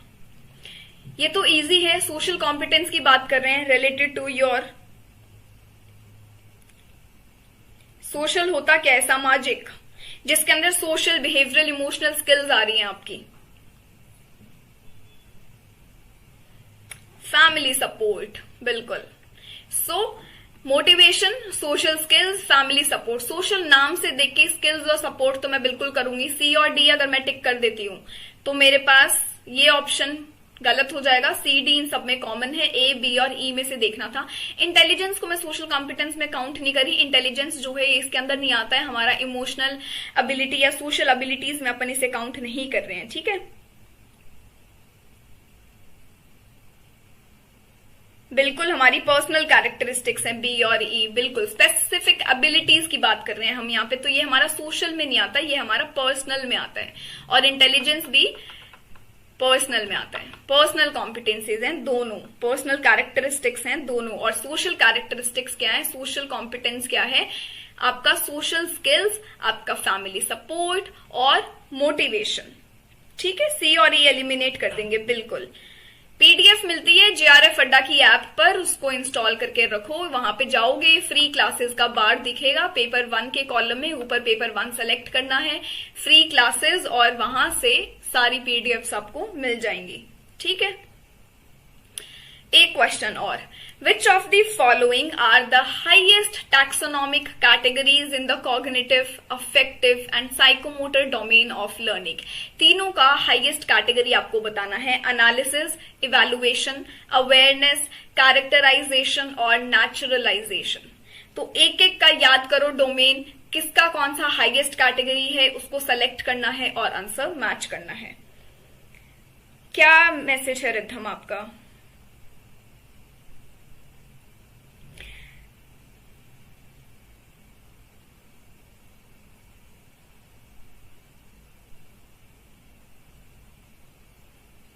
डेली पीडीएफ अपलोड होती हैं, चाहे आप कोई भी पेपर 2 के सब्जेक्ट से हो या पेपर 1 के सब्जेक्ट से हो, तो एटलीस्ट एप्लीकेशन डाउनलोड करके रख लो कि कभी जरूरत हो तो हाथों हाथ पीडीएफ को देख सको डाउनलोड करके, ठीक है।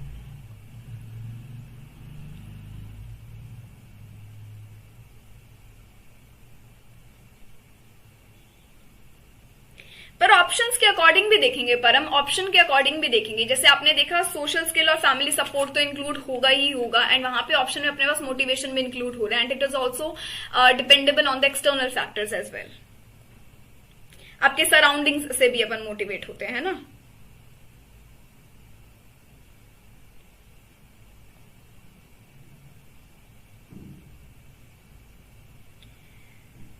संकलिता क्विज नहीं मिला, मंडे और थर्सडे चेक करोगे, वहीं पे आपको मॉक टेस्ट का कॉलम दिखता है। नगेश टीचिंग एप्टीट्यूड लेंगी मैं पेपर 1 में भी, पेपर 1 में भी टीचिंग एप्टीट्यूड। बिल्कुल कीवर्ड्स से सबने याद किया हुआ है, मैं देख पा रही हूँ कीवर्ड्स से सबने याद करा हुआ है। तो साइकोमोटर क्या होता है हमारा? बिल्कुल यही, pan starting from imitating, manipulating, प्रिसाइजिंग, articulating और नेचुरलाइजिंग। तो लास्ट है नेचुरलाइजेशन, ई आ गया हमारा साइकोमोटर में। कॉग्निटिव और अफेक्टिव, अफेक्टिव होता है R² VOC, जैसे आप याद रखते हो। सी है कैरेक्टराइजेशन, और हमारा कॉग्निटिव जो हम सबको पता है, हम सबको पता है हमारा इवैल्यूएशन, बी, डी और ई, है ना। बी, डी और ई की है सबने, सबने किया है, सबने।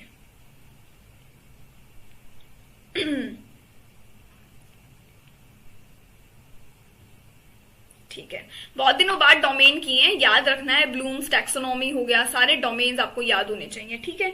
तो सबसे हाईएस्ट ऑर्डर वाले आप यहाँ हमें यहाँ चूज करने थे। हाईएस्ट टैक्सोनॉमी कैटेगरीज, लोवेस्ट दी हैं तो फिर लोवेस्ट वाली करनी है। कहीं जल्दबाजी में हाईएस्ट मत करके आना, वो गलती मत करना, वो फिर बहुत खराब हो जाएगा उस गलती को कर दोगे तो, ठीक है। तो कॉग्निटिव डोमेन, जिसको वो जो कीवर्ड्स नहीं याद थे, तो remember, understand, apply, analyse, evaluate, create. और अफेक्टिव की बात करें तो रिसीविंग, रिस्पॉन्डिंग, वैल्यूइंग, ऑर्गेनाइजेशन और कैरेक्टराइजेशन, जो हमारा R² VOC है, ठीक है। साइकोमोटर, इसके अंदर perception, set gilded response, complex overt response, adaptation, origination, naturalisation, but इसको याद रख सकते हो इम्पैन से भी, जो कि होता है इमिटेटिंग। उसके बाद आपका आ गया यहाँ पे मैनिपुलेटिंग, प्रिसाइजिंग, आर्टिकुलेशन और नेचुरलाइजेशन, ठीक है। अब यहाँ पे कॉर्पोरेटिव लर्निंग के एडवांटेजेस बताने हैं, वहां था कि एलिमिनेट करना है, इधर है कि बताना है। It has positive effect on academic achievements of students, it help student to coordinate activities, it has positive effect on self esteem of students, it is helpful in improving interpersonal behaviour and class environment. So corporative learning की हम यहाँ पे बात कर रहे हैं।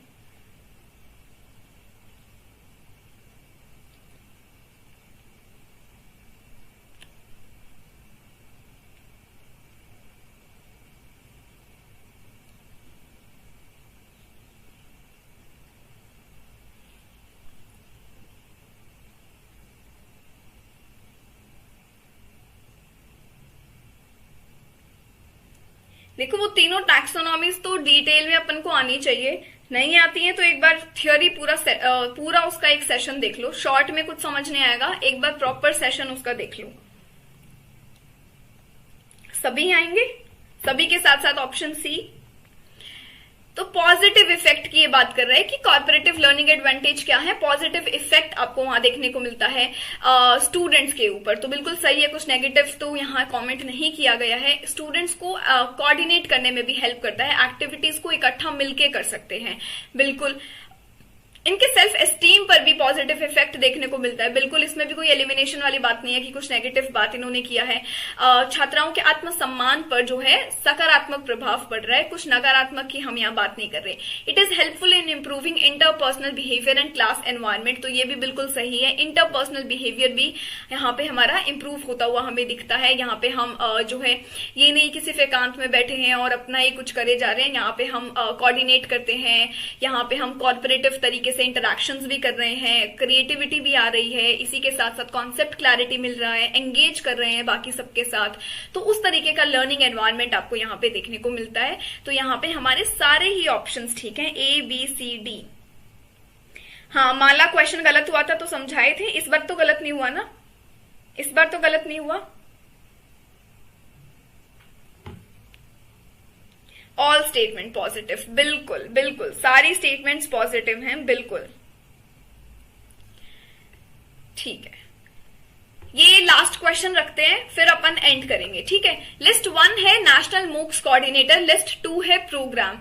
ये last question रखते हैं, फिर आपके साथ जूही मैम आएंगी फॉर कम्युनिकेशन, फिर आपके पास जूही मैम आएंगी फॉर कम्युनिकेशन। तो थोड़ा सा अपना पानी वानी पी लो, एनर्जी को गेन कर लो, फिर जूही मैम के साथ सेशन लेना, ठीक है।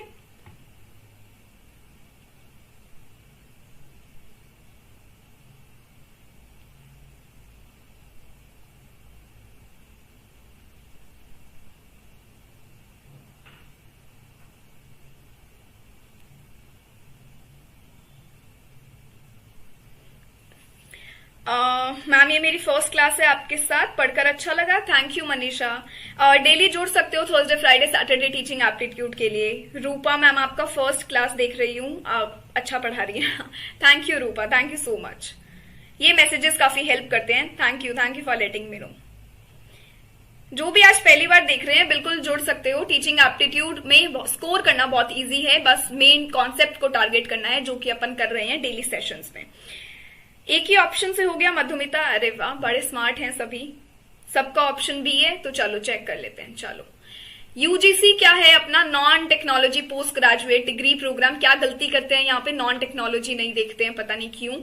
Education communication, consortium for education communication की अपन यहाँ पे बात कर रहे हैं, जो कि है under graduate. So non technology under graduate program. NIUS open schooling, schooling से रिलेटेड एक ही ऑप्शन दिख रहा है, out of school children education program from class 9th to 12th। NIUS यहाँ आ गया, फुल फॉर्म पता होनी चाहिए, सब दी हुई है यहाँ पर। UGC stands for university grants commission, CEC stands for consortium for educational communication, NIUS national institute of open learning, NITTR। Triple T का मतलब यही है teacher training, technical teachers training program. तो यहाँ पे आपको प्रॉपर दे दिया, डी का 2 कर दोगे, 2 ऑप्शंस तो वैसे ही कट हो जाते हैं ना। So national institute of technical teachers training and research. Next क्या है, in which method of collaborative learning the main purpose is to develop listening skills in the students. अच्छे से सोच समझ के आंसर करो।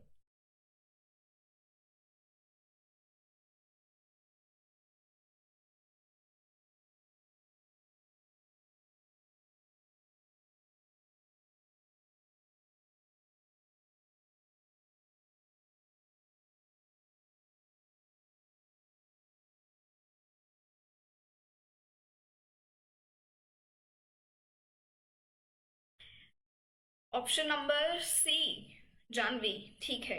What about others. देखो मैं इतनी देर से आपको सिर्फ चीजें कवर करा रही हूँ, कॉन्सेप्चुअल क्लैरिटी अपन ले रहे हैं। आपका बहुत हक बनता है यहाँ पे क्वेश्चन को आंसर करना है, चाहे गलत कर रहे हो कि सही कर रहे हो, बट एटलीस्ट पार्टिसिपेट। ये उन सबके लिए जो सिर्फ आराम से तकिए पे बैठ, तकिए का सहारा लेकर और सिर्फ देख रहे हैं चल क्या रहे क्लास में। सॉल्व करो भाई। आप सबने ऑप्शन नंबर सी दिया है। कोई मुझे बता सकता है सर्कल ऑफ वॉइसेस क्या होता है, सर्कल ऑफ वॉइसेस क्या होता है। मैंने जो देखा ऑप्शन नंबर बी, क्लियरली बोल सकते हो कि आप पढ़ ही नहीं रहे हो। अपन क्या बोल रहे हैं कि मेन पर्पस क्या है, स्टूडेंट्स में लिसनिंग स्किल्स को डेवलप करना। तो प्रॉब्लम सॉल्विंग की तो बात ही नहीं कर रहे हैं हम, तो उस मेथड की बात कर रहे हैं। और हमने अभी पढ़ा है फिश बाउल स्ट्रैटेजी में कि it is a great source for active listening, जहां से आपकी लिसनिंग स्किल्स डेवलप होंगी। सबसे पहली चीज ही मैंने यही मेंशन करी थी, है ना। तो ऑप्शन नंबर 3 ही हमारा आंसर आएगा, फिश बाउल स्ट्रैटेजी, जो कि बिल्कुल सही है। जो कि बिल्कुल सही है। कोई बता सकता है सर्कल ऑफ वॉइसेस क्या है? यहां से आपको एक नई चीज पता लगेगी, सर्कल ऑफ वॉइसेस। यहाँ पे क्या किया जा रहा है ना, स्टूडेंट्स को एक टॉपिक दे दिया जाएगा। क्या दिया जाएगा? कोई भी एक टॉपिक दे दिया है और अब उनको कुछ टाइम दे दिया कि भाई अब तुम सोचो थोड़ा बैठ के आराम से ना, जैसे मैंने आपको बोला था आते ही कोऑपरेटिव लर्निंग, इस पे थोड़ा सा दिमाग लगाओ खुद से। क्या है बेसिक टर्म, क्या बेसिक स्टेप्स हैं, कौन कौन सी स्ट्रैटेजीज हैं। कुछ मिनट्स, कुछ चंद समय आपको दिया जा रहा है थोड़ा सा सोच विचार करने के लिए, अपने थॉट्स को ऑर्गेनाइज करने के लिए, और फिर आप उसको प्रेजेंट करते हैं। ये होता है सर्कल ऑफ वॉइसेस। ठीक है, ये होता है सर्कल ऑफ वॉइसेस। ये ध्यान में रखना है, बस समझ गए? बस ये ध्यान में रखना है। सर्कल ऑफ वॉइसेस क्या है? स्टूडेंट्स को टॉपिक दे दिया जाएगा, उस टॉपिक पे बोला है कि थोड़ा सोच विचार करो पहले खुद से, थोड़ा सा शांति से सोचो टॉपिक के बारे में और अपने थॉट्स को ऑर्गेनाइज करो, फिर प्रेजेंट करना। तो सर्कल ऑफ वॉइसेस। ठीक है जी, समझ आ गया? Moving on to our next question.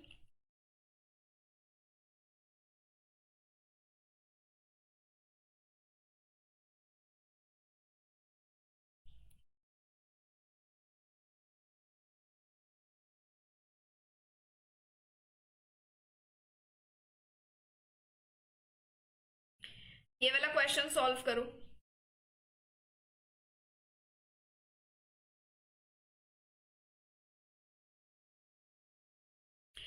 Circle of voices और जिक्सॉ सेम नहीं है। जिक्सॉ किस पे बात करता है? आपकी ग्रुप एक्सपर्टीज पे।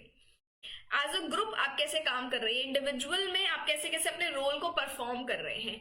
जबकि सर्कल ऑफ वॉइसेस क्या बात कर रहा है, वो ज्यादा सीक्वेंशियल रोल में परफॉर्म कर रहा है। मतलब कहने का कि आपको कोई टॉपिक पे सोच विचार करने के लिए दिया, अब आपको वो टॉपिक प्रेजेंट करना है, आपको अपने थॉट्स प्रेजेंट करने हैं, वो सर्कल ऑफ वॉइसेस में देखने को मिलेगा। इसके अंदर एक एक्टिव पार्टिसिपेशन की जरूरत रहती है।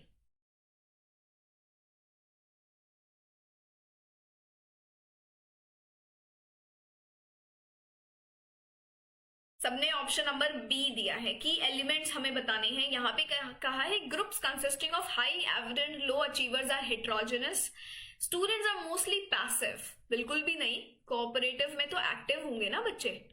बी तो मैं सबसे पहले एलिमिनेट कर दूंगी, देख लो बी कहाँ पे है। अब यहाँ पे सी कॉमन है, बाकी में से मुझे देखना है। रिवॉर्ड सिस्टम जो है वो इंडिविजुअली ओरिएंटेड रहता है, और ये मेरा आगे targeted point only. Students receive information transmitted only from teachers, बिल्कुल गलत। यहाँ पे तो बच्चे आपस में कर रहे हैं ना काम, तो एक दूसरे से भी तो इंफॉर्मेशन लेते हैं। हमने क्या बात करी थी? Face to face promotive interaction की, जहां पे मैं रिसोर्सेज को फ्रीली शेयर कर रही हूँ एक दूसरे के साथ। तो ऑप्शन ई भी मैं क्या कर दूंगी अपना, एलिमिनेट। मेरे पास मेरा आंसर आ गया ऑप्शन नंबर बी कि हेट्रोजेनस। यहाँ पे बोला है ऐसा नहीं कि ग्रुप हम ऐसे डिवाइड कर रहे हैं, इंटेलिजेंट बच्चों का एक ग्रुप, बैक बेंचर्स का एक ग्रुप, इस तरीके से नहीं कर रहे हैं। उसमें हर तरीके के बच्चे अवेलेबल होंगे, हाई एवरेज लो अचीवर्स सारे ही होते हैं, जैसे हम बोलते हैं हेट्रोजेनस। तो इस तरीके से अपने आंसर को फाइंड आउट करना है। ठीक है, मूविंग ऑन। ये क्वेश्चन देखो, अब मजा आ रहा है क्वेश्चन से सॉल्व करने में? टॉपिक्स कुछ क्लियर हुए कि नहीं, बता दो थोड़ा सा।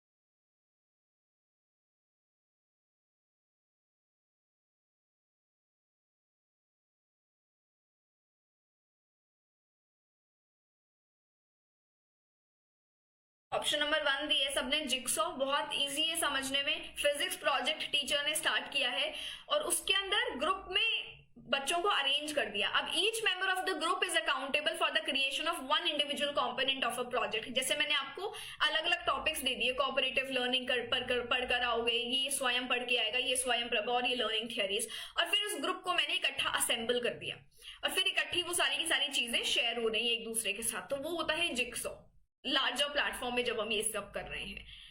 नेक्स्ट क्वेश्चन देखो, ये वाला काफी अच्छा क्वेश्चन है, ये अच्छे से सोच समझ के दिमाग खोलकर देखना। क्वेश्चन देखकर आइडिया लग जाता है कौन सी स्ट्रैटेजी है perfect. Your sessions are very nice, thank you Samriddhi यार।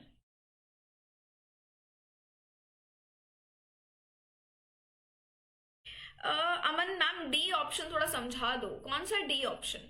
इस प्लेवे मेथड की बात कर रहे हो, प्लेवे लर्निंग की बात कर रहे हो अमन? एक बार मुझे बता दो, यही डी ऑप्शन है क्या आपके लिए, या इससे भी कोई पहले क्वेश्चन का आंसर किया है?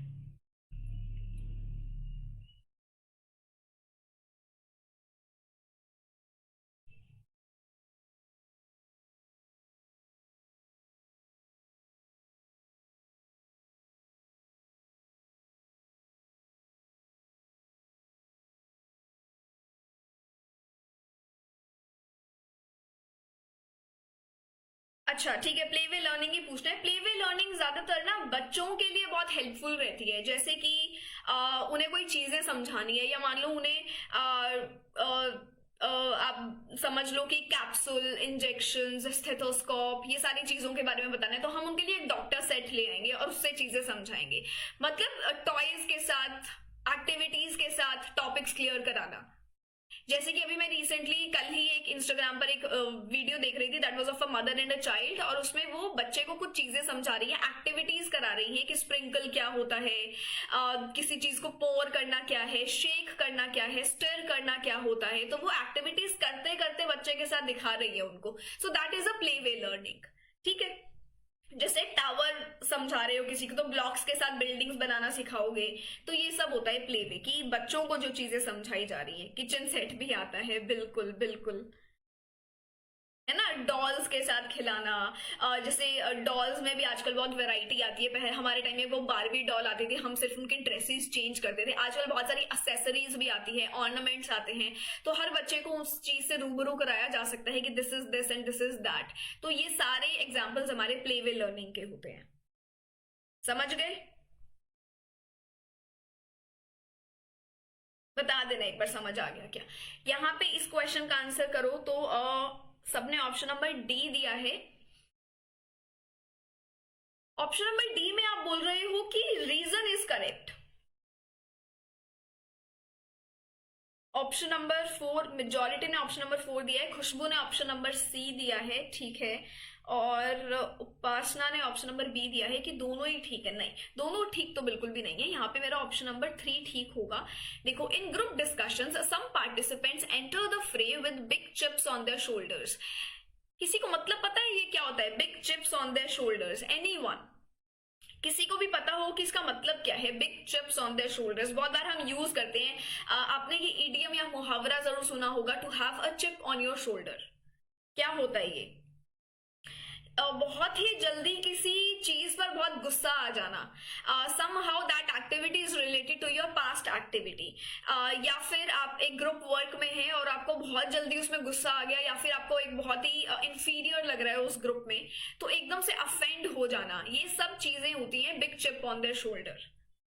ठीक है, हो सकता है कि आपको इतना अच्छे से अटेंड नहीं किया, या इतना अच्छे से वो एक रिस्पेक्टफुल एनवायरनमेंट नहीं है, तो आपको किसी चीज पे एक फटाक से गुस्सा आ गया, आपने किसी से बहुत ही जल्दबाजी में आर्ग्यू कर लिया। ये होता है free with big chips on their shoulders. और कई बारी ग्रुप डिस्कशंस में ऐसे पार्टिसिपेंट्स होते हैं विच enter into this and they really get so angry, है ना। ये चीज तो बिल्कुल सही है कि असर्शन, हाँ, क्योंकि हर ग्रुप डिस्कशन में हर बच्चा ऐसा नहीं हो सकता ना जो बिल्कुल ही आप बोलो कि बिल्कुल शांत है, आराम से, उनको कोई कुछ नहीं, किसी से गुस्सा नहीं है, they are very kind and sweet. हर किसी को थोड़ा बहुत ग्रज किसी ना किसी से हो सकता है, तो बिल्कुल ऐसे पार्टिसिपेंट्स हो सकते हैं। अब क्या बोल रहे हैं, these are antagonistic people who are calm and listed. तो ये काम तो बिल्कुल नहीं है, ये तो ऑपोजिट लिख दिया ना। जो जल्दी से फटाक से जिसको गुस्सा आ रहा है, जो आर्ग्यू कर रहे हैं, कहीं ना कहीं they are offended with their past activities, तो दे आर नॉट काम। तो रीजन इसलिए यहाँ पे करेक्ट आपका नहीं है। ठीक है, कई बार होता है ना जो बहुत जल्दी से अफेंड हो जाते हैं, तो उनकी यहाँ पे बात करी जा रही है, तो उन्हें आप काम तो नहीं बोलोगे ना कि नहीं नहीं ये तो बहुत शांत है, ये तो बहुत काम और पीसफुल है, बिल्कुल भी नहीं। तो इसीलिए मेरा रीजन जो है यहाँ पे वो करेक्ट नहीं होगा। ठीक है जी।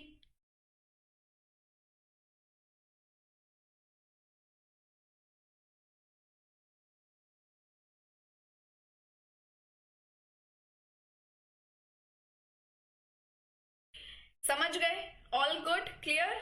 ठीक है। Which tools will you use to prepare schedules and class time tables? तो आप कौन से टूल्स बनाएंगे अपने टाइम टेबल्स और अपने स्केड्यूल को प्रिपेयर और प्लान करने में? Microsoft Outlook, Trello, Google Calendar, Tally और Koha. Very easy question. Similar to zone of proximal development? Yes.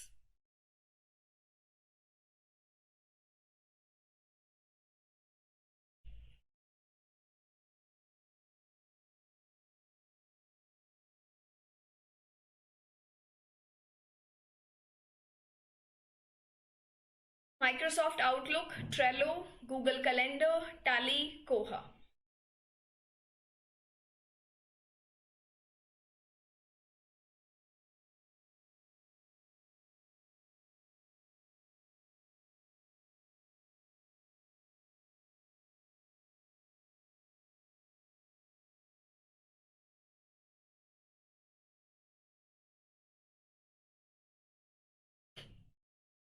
Ruchit option one. देखो भाई, जो कॉमर्स वाले स्टूडेंट्स हैं मुझे लगता है ऑप्शन डी बहुत इजी एलिमिनेट कर देंगे। टैली हमारा अकाउंटिंग के लिए रहता है। और जो मेरा ऑप्शन ई है कोहा, ये क्या है? Any one, any of you? क्योंकि ये हमारा प्रीवियस क्वेश्चन है। कोहा के बारे में भी बहुत बार हमने पढ़ा है कि ये क्या है, हमारा एक लाइब्रेरी मैनेजमेंट सिस्टम सॉफ्टवेयर। सो कोहा जो है, लाइब्रेरीज में डाटा कैटलॉग्स को मैनेज करने के लिए यूज किया जाता है। तो ये आपको ध्यान रखना है, कैटलॉग्स हो गए, कोई सीरियल एडमिनिस्ट्रेशन का वर्क, ये सब के लिए कोहा को यूज किया जाता है। So the moment I eliminate option D and E, आपके पास आपका यहाँ पे आंसर आ जाएगा, है ना, ए, बी और C, which would be your option number one. Koha use होता है लाइब्रेरी में, yes. Digital library Ruchit, yes. Okay, perfect perfect. Next question. Education and training organisations have a curriculum as their primary product. और statement two कहता है concepts of life long learning can extend such provisions particularly through the use of new information technologies. तो इसका यहाँ पे आपको answer करना है। पहला तो हम बात कर रहे हैं एजुकेशन और ट्रेनिंग ऑर्गेनाइजेशंस की, कि ये जो है they have a curriculum as a primary product. और concept of life long learning it can be extended to such provisions particularly through the use of new information technologies. Cataloguing के लिए use होता है, बिल्कुल।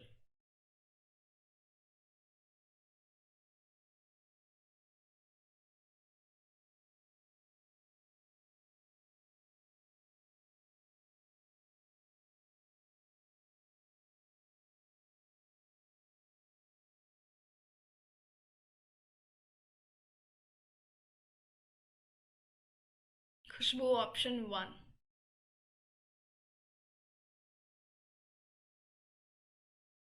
परफेक्ट। देखो ये तो बिल्कुल सही बोला है, एजुकेशन और training organisations have a curriculum as their primary product. वही उनका मेन पार्ट होगा ना, सबसे पहला स्टेज ही वही होगा। और लाइफ लॉन्ग लर्निंग के कॉन्सेप्ट्स को आज हम उसको सिर्फ एक ही चीज में मोल्ड करके नहीं रखते, कि अगर हमें कुछ सीखना है, हमें आज एक लाइफ लॉन्ग लर्निंग करनी है, उसके लिए हमें वन एस्पेक्ट फॉलो करना पड़ेगा। We have lot of options, हमारे पास नई इंफॉर्मेशन टेक्नोलॉजीज भी है, उनके थ्रू भी आज हम बहुत कुछ सीखते हैं, है ना। हमारे पास आज सोशल मीडिया भी है, हमारे पास आज इंटरनेट है, डिजिटल टेक्नोलॉजीज है, इनके थ्रू भी हम बहुत कुछ यहाँ पे सीख रहे हैं। सो अगेन जो कॉन्सेप्ट्स है they can be extended to such provisions also particularly through the use of new information technologies. तो यहाँ पे मेरे दोनों ऑप्शन ही सही है बिल्कुल। तो डी क्यों आएगा? स्टेटमेंट वन इनकरेक्ट नहीं है, both statement one and statement two are correct. So मेरा ऑप्शन वन ही यहाँ पे आंसर निकल के आएगा। ये आपको ध्यान रखनी है, छोटी छोटी चीजें समझने वाली है बस। अब जैसे ये क्वेश्चन है, ये आपका सेट में पूछा गया है कि understanding level of teaching includes memory, aptitude, insight और creativity. As simple as that, सिर्फ आपसे अंडरस्टैंडिंग लेवल पूछा है। अब आपको कीवर्ड्स पता होंगे मेमोरी, लेवल और अंडरस्टैंडिंग में, तो आप बहुत इजीली जा पाएंगे मेमोरी, अंडरस्टैंडिंग और रिफ्लेक्टिव में। तो आप बहुत इजीली इस क्वेश्चन को आंसर कर पाएंगे, है ना।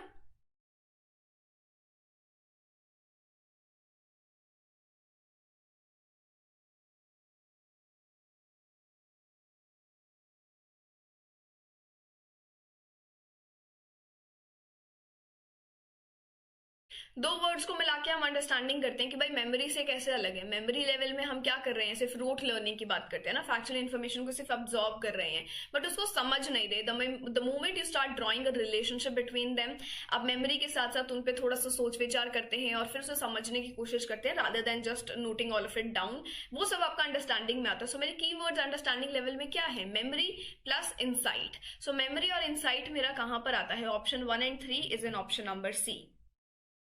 काफी सिंपल, वही सेम चीज, just the basic term that we have to remember. But यहाँ पे बहुत ने अलग ऑप्शंस दिया है, ऑप्शन बी भी है, ऑप्शन डी भी है। D is second and fourth, aptitude and creativity. Option C answer आएगा सीधा सीधा। मेमोरी लेवल में रूट लर्निंग की बात करते हैं, अंडरस्टैंडिंग में मेरे मेमोरी प्लस इनसाइट आता है। The teacher should choose teaching method considering, क्या कंसिडर करके एक टीचिंग मेथड टीचर को चूज करना चाहिए, nature of the learners, nature of the objectives to be realised, the teacher's own ability and proficiency, मतलब शिक्षार्थियों की प्रकृति और प्राप्त किए जाने वाले उद्देश्यों की प्रकृति, शिक्षक की अपनी योग्यता और दक्षता। सो teacher should choose a teaching method considering which one of those options. जिसके भी थोड़े से बेसिक्स गलत हो रहे हैं, मेक श्योर कि आप तीनों लेवल्स, तीनों फेजेस के बारे में फिर से एक बार पढ़ लो, ठीक है।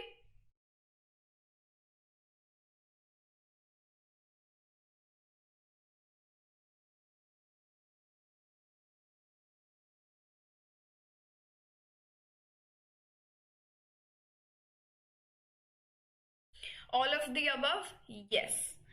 लर्निफाई with Twinkle, option D only second, नहीं।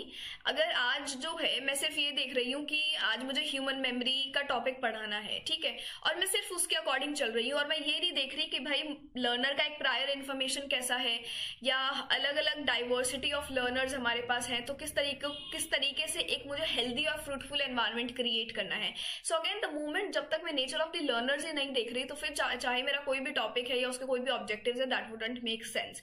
मतलब दोनों का साथ होना जरूरी है। इसी के साथ साथ टीचर की खुद की एबिलिटी एंड प्रोफिशिएंसी। ऐसा नहीं है कि आज आई एम लर्निंग और I am trying to learn French और मैं उसी में ही अब आपको एक क्लासरूम लेक्चर दे रही हूँ। जब तक मैं उसमें खुद प्रोफिशिएंट या खुद फ्लुएंट नहीं हूं तब तक मैं उसमें लेक्चर नहीं दे सकती, है ना।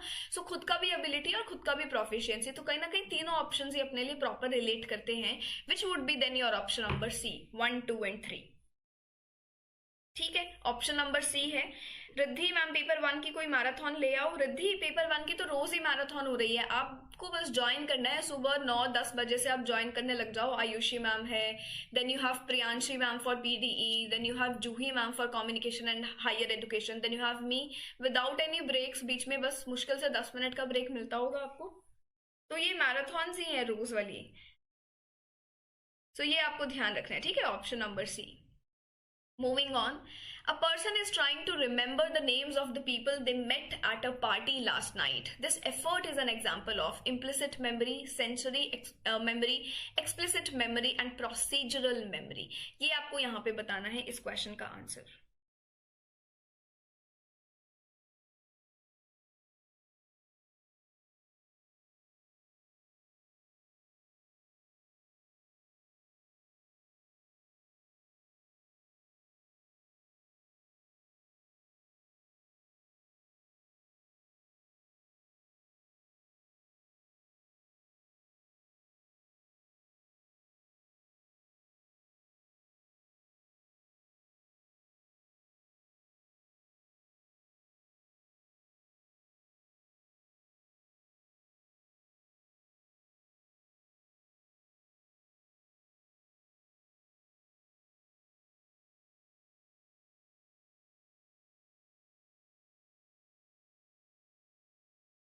Okay, so we have a variety of options here. Option 1 भी है, बी, सी,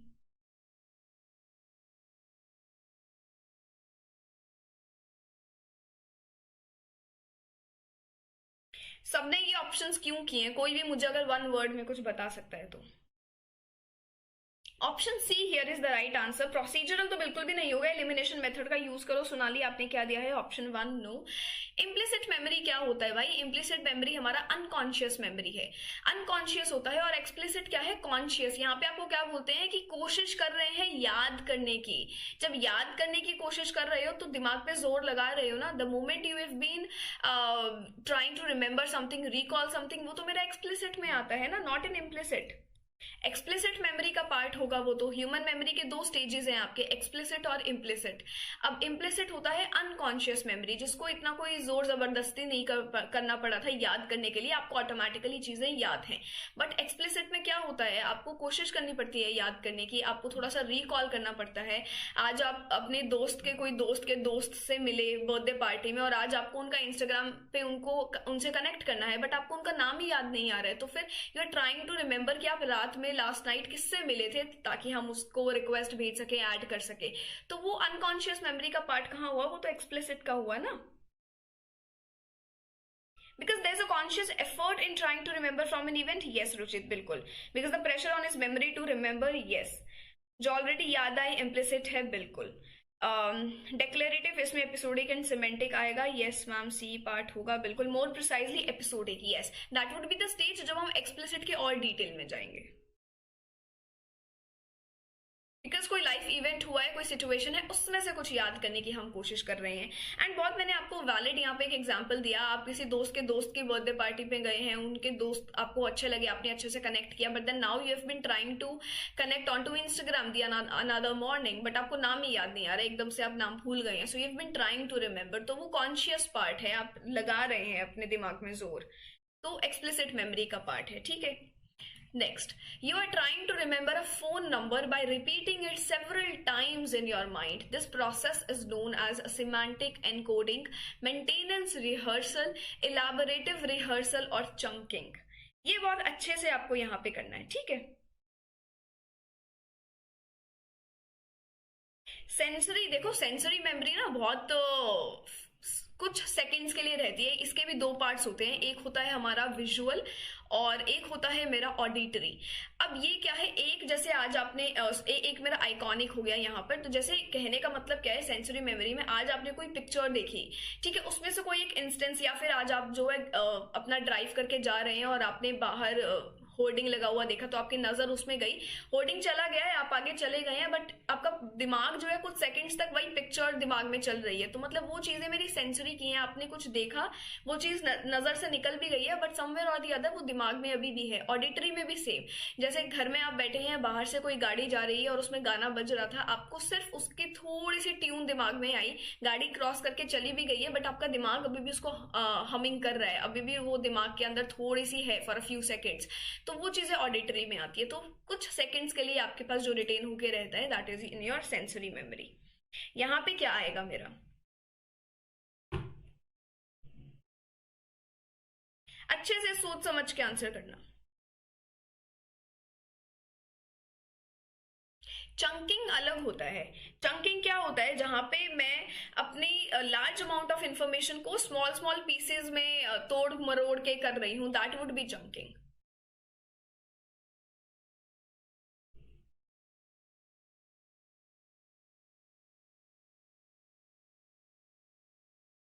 जैसे बच्चे चंकिंग से ही याद करते हैं ना चीजें, तोड़ मरोड़ करके। कोई वर्ड है जैसे डिसग्रेस, तो उसको कैसे समझेंगे? डिसग्रेस, डिसग्रेस ऐसे करके समझते हैं, ब्रेक डाउन करके।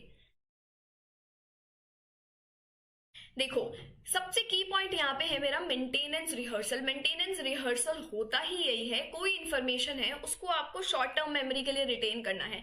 अब भाई शॉर्ट टर्म मेमोरी में रिटेन करके रखना है, तो वो कुछ देर के लिए बस रिटेन हो जाए, तो उसको आप क्या करेंगे? बार बार रिपीट करते रहेंगे।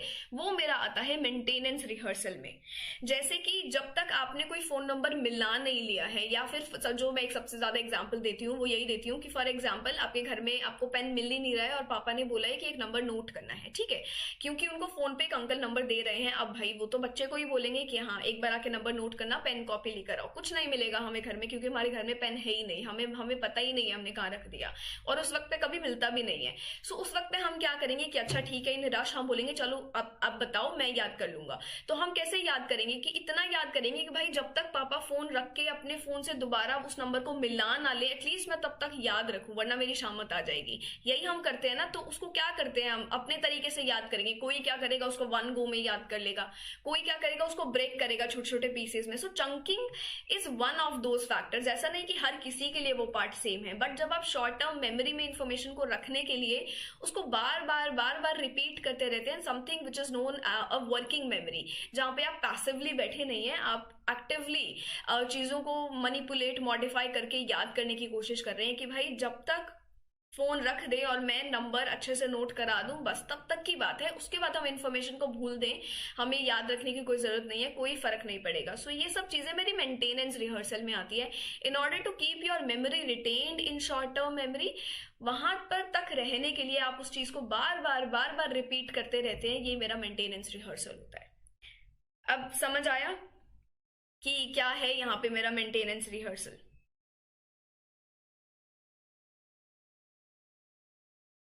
एक बार बता दो।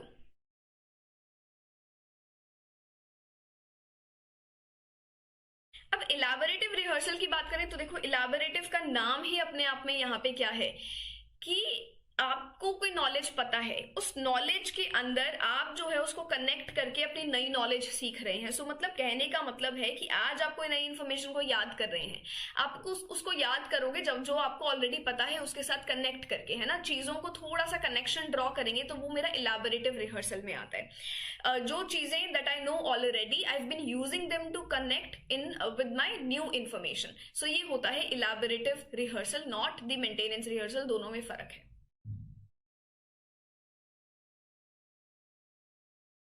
तो समझ आ गया सोनाली दोनों में डिफरेंस? क्योंकि मैंने इसीलिए एक्सप्लेन किया है इलाबोरेटिव को भी। इलाबोरेटिव और चंकिंग दोनों अलग अलग चीजें हैं। A teacher assigns a video lecture for students to watch at home before coming to class. Next day in the class, she engages students in hands-on experimental activities. Which approach did she use in this situation? Problem solving, collaborative learning, flipped classroom और personalized learning? ये आपको यहाँ पे करना है।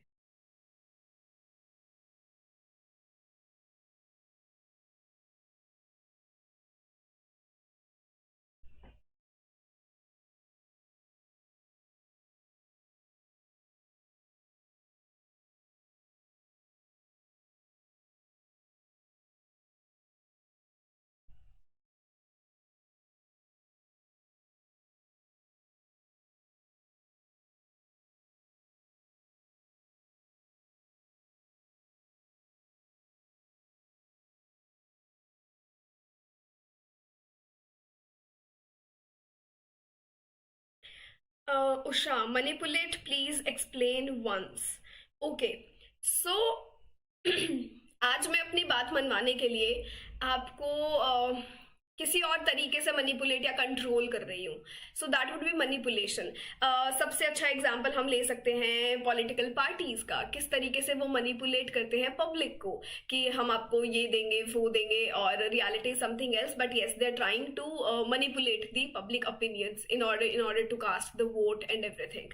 तो अब आपको चीजें समझ आ रही होंगी कि जब हम किसी चीज को कंट्रोल कर रहे हैं just because of our self interest, वो होता है मनिपुलेशन।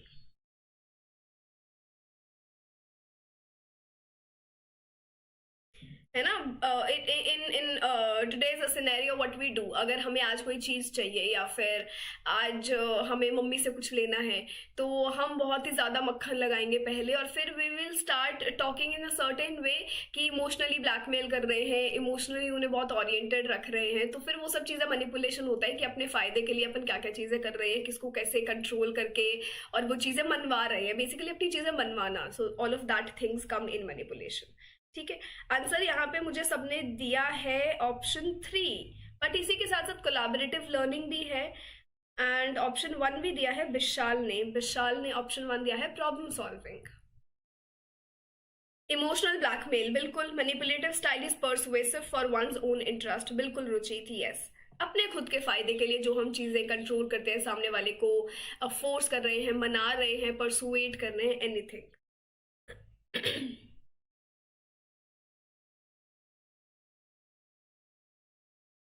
मैंने पॉलिटिक्स का एग्जांपल दिया, but I feel YouTube market is also in one और वे और दी अदर बहुत मैनिपुलेटिव है ना, स्टूडेंट्स के दिमाग के साथ कैसे खेलते हैं, कंट्रोल करने की कोशिश करते हैं, ऑल ऑफ दैट। ओके, यहाँ पे क्वेश्चन था कि a teacher assigns a video lecture for students to watch at home before coming to class. Class में आने से पहले हम घर पर जो है टीचर्स ने अपना लेक्चर के लिए एक वीडियो भेज दिया है। सो फॉर एग्जांपल आज हम यहाँ पे एक्सपेरिमेंटल एक्टिविटी करेंगे, आज हम यहाँ पे क्वेश्चंस प्रैक्टिस करेंगे। तो मैंने आपको ऑलरेडी एक टॉपिक दे दिया है कि आप घर से ये पढ़ के आना, मैंने आपको वीडियो ऑलरेडी भेज दिया है। तो उस लर्निंग को हम क्या बोलते हैं, उस अप्रोच को हम क्या बोलते हैं।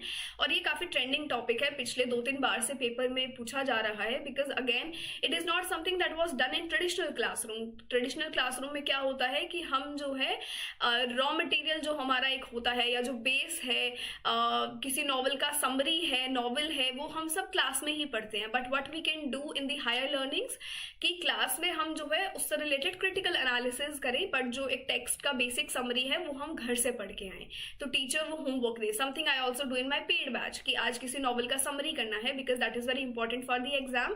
तो क्लास में आके हम बिल्कुल टू द पॉइंट बातें करेंगे, बट आप एक ब्रीफ अंडरस्टैंडिंग अपना लेकर आइए, तो वो आपके लिए होमवर्क है। तो इस चीज को हम बोलते हैं flipped classroom, which is option 3, flipped classroom.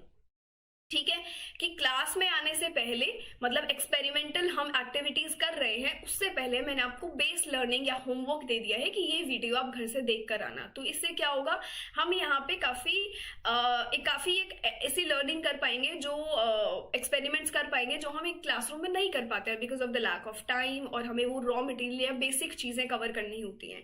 ठीक है, तो ये सब हमारा आता है फ्लिप्ड क्लासरूम में।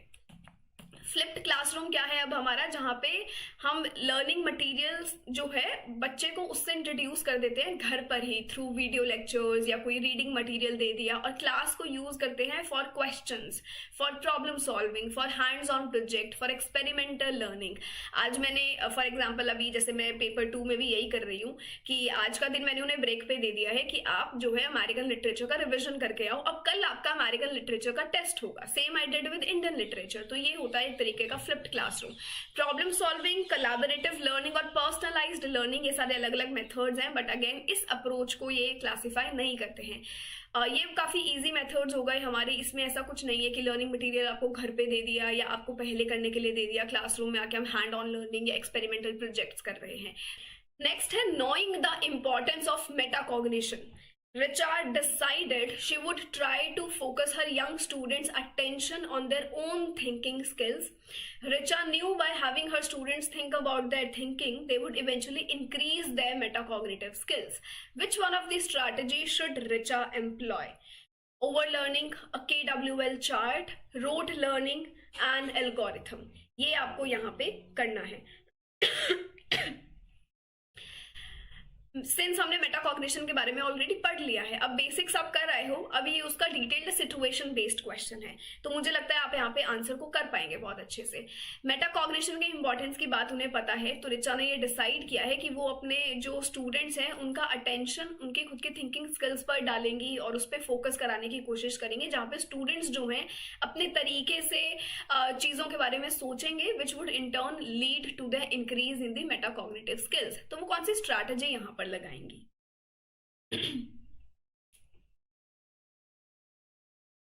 अरे नहीं नहीं, वन डिसीजन अवे क्या कह रहे हैं आप? बस we I think we are same, all of us are same.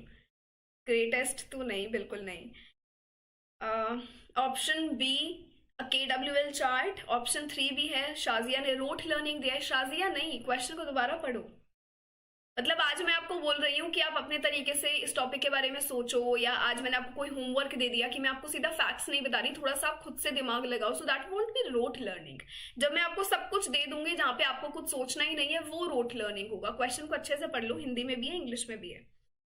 Over learning नहीं तो गुड दीपा, यस। जिसको नहीं पता है ना, आज ही मेटाकॉग्निशन वाले आपके टॉपिक में नोट्स में ये चले जाना चाहिए एरिया, ठीक है।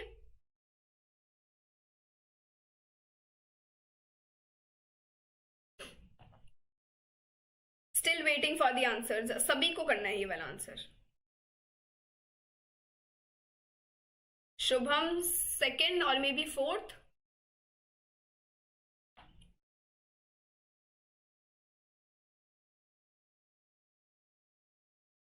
Good Ruchit, yes. So the right answer here is option 2, a KWL chart. होता क्या है, पढ़ लेते हैं इसके ऊपर पहले। ये बहुत ही एक इफेक्टिव टूल है जब हम मेटाकॉग्निटिव स्किल्स की बात करते हैं। ये हमें हेल्प करता है, इसकी फुल फॉर्म पे बाद में जाएंगे, पहले इसका मतलब समझते हैं। ये हमें हेल्प करता है कि हमें क्या ऑलरेडी पता है, हम क्या सीखना चाहते हैं, और फिर हमने जो सीखा है हम उस पर रिव्यू करते हैं। सो कहने का मतलब है हमने क्या ऑलरेडी कर लिया है, हम क्या जानना चाहते हैं, और हमने जो कर लिया है उसके ऊपर हम एक रिव्यू कर रहे हैं। सो बेसिकली आपका KWL चार्ट क्या है, know, want to know and learned, ठीक है। ये 3 चीजें हमारे यहां पर है।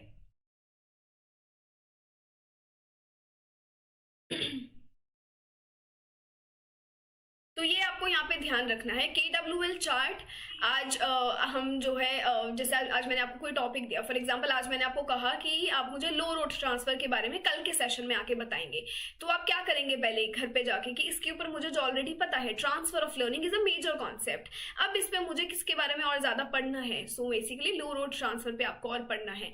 अब पढ़ने के बाद कि मैं I am able to present it in the next session, मैं देखूंगी कि उस पर रिव्यू करूंगी, थोड़ा सा खुद से सवाल जवाब करूंगी, उससे रिलेटेड कुछ चीजें प्रैक्टिस करूंगी, सिचुएशन बेस्ड क्वेश्चंस देखूंगी कि क्या मैं उस आंसर तक आ पा रही हूँ कि कौन सा हाई रोड है, कौन सा नियर है, कौन सा फार है और कौन सा लो है।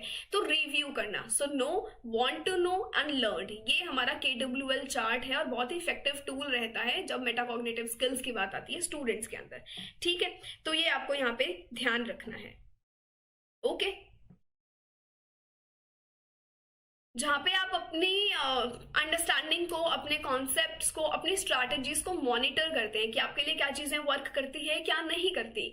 तो ये मेटाकॉग्निशन को इम्प्रूव करने में बहुत हेल्प करता है। और जो आपके बाकी ऑप्शंस है, जैसे आपने ओवर लर्निंग दिया, आपने मुझे यहाँ पे रोट लर्निंग दिया, रट्टा लगाना तो मेथड की यहाँ पे बात हुई नहीं है बिल्कुल भी, एल्गोरिथम पे आप ध्यान दे रहे हैं। तो ये ना प्रैक्टिस से ज्यादा मेमोराइजेशन पे ज्यादा फोकस करता है कि रट्टा लगाया काम हो गया बस। यहाँ पे आपको आपकी कोई स्किल्स डेवलप नहीं हो रही हैं, यहाँ पे आपको किसी चीज की अवेयरनेस नहीं है, यहाँ पे आप खुद के दिमाग से कोई चीज सोच भी नहीं पा रहे हैं, बिकॉज आपको सबका सब मैंने यहाँ पे दे दिया है, बस आपको यही यही याद कर लो, हो जाएगा पेपर में। बट अपन यहाँ पे ऐसा नहीं करते हैं। यहाँ पे आपको ब्रीफ पॉइंट्स दे दिए, इसके बाद आप नोट्स बनाइए और फिर कुछ क्वेश्चन को प्रैक्टिस करिए, आपको मे बी ये चीजें एग्जाम में हेल्प करेंगी। So I hope you get my point. Similar to zone of proximal development by Vygotsky, yes.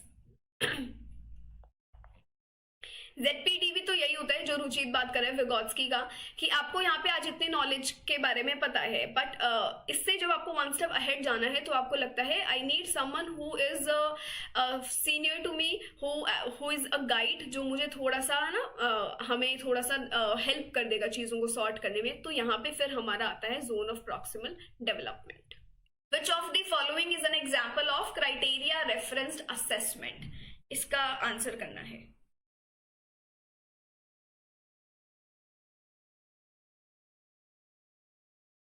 और सेशन अच्छा लगा है तो भाई लाइक कर दो थोड़ा सा, है ना, लाइक कर दो, शेयर कर दो, सब्सक्राइब कर दो। समझ गए शिवांगी, वेरी गुड।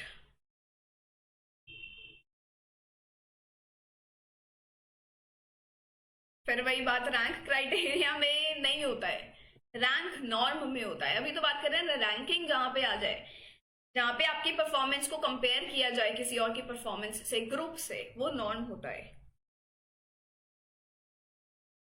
सोच समझ के आंसर करना भी इस क्वेश्चन का।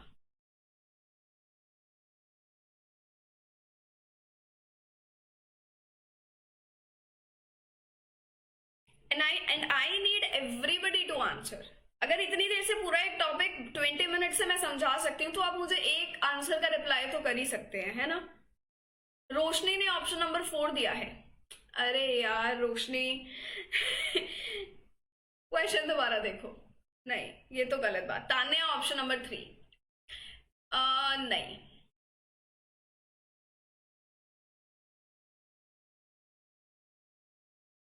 निधि ऑप्शन नंबर 3। नहीं। Test with Z score as the evaluation criteria.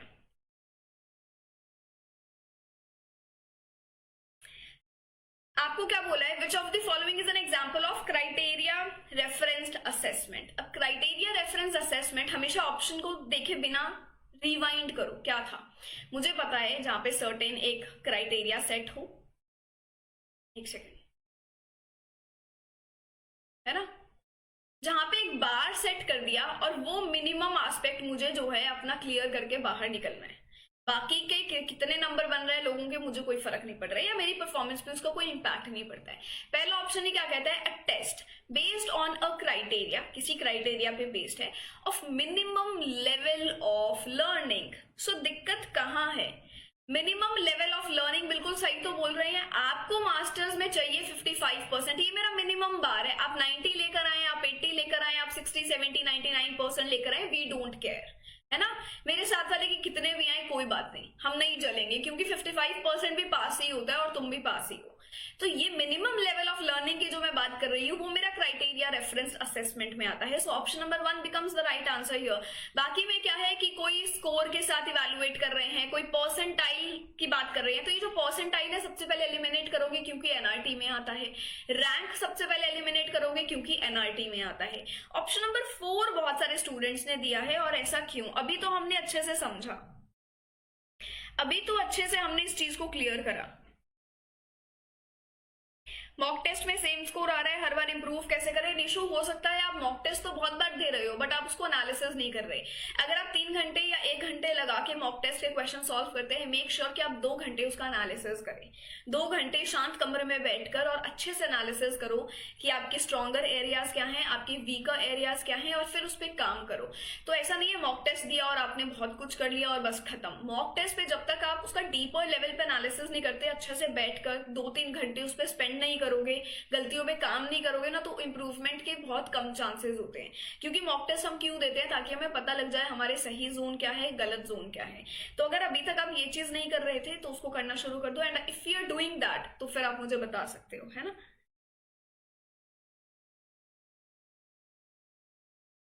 ठीक है, चलो नेक्स्ट क्वेश्चन पे चले। अब नेक्स्ट क्या है? 2 स्टेटमेंट्स दी हैं और आपको बताना है, फटाफट से सही तरीके से पढ़ के इसको अब बताना, ठीक है।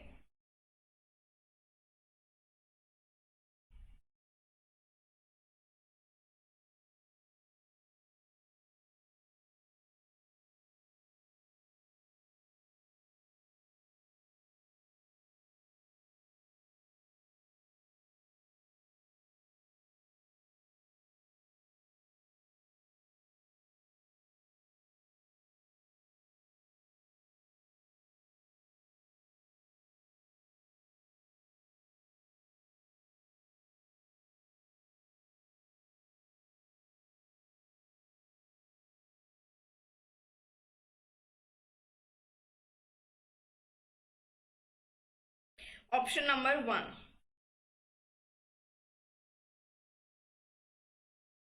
मैम मेरे ऑप्शन 50-50 पर आ जाता हूँ, हमेशा गलत चूज करता हूँ, तो 50-50 पर नहीं आना है ना अपन को। अपने यहाँ पे कॉन्सेप्ट पढ़ रहे हैं, कॉन्सेप्ट को पढ़ के क्वेश्चन को एनालाइज करने की कोशिश करो। अपन क्या कर रहे हैं?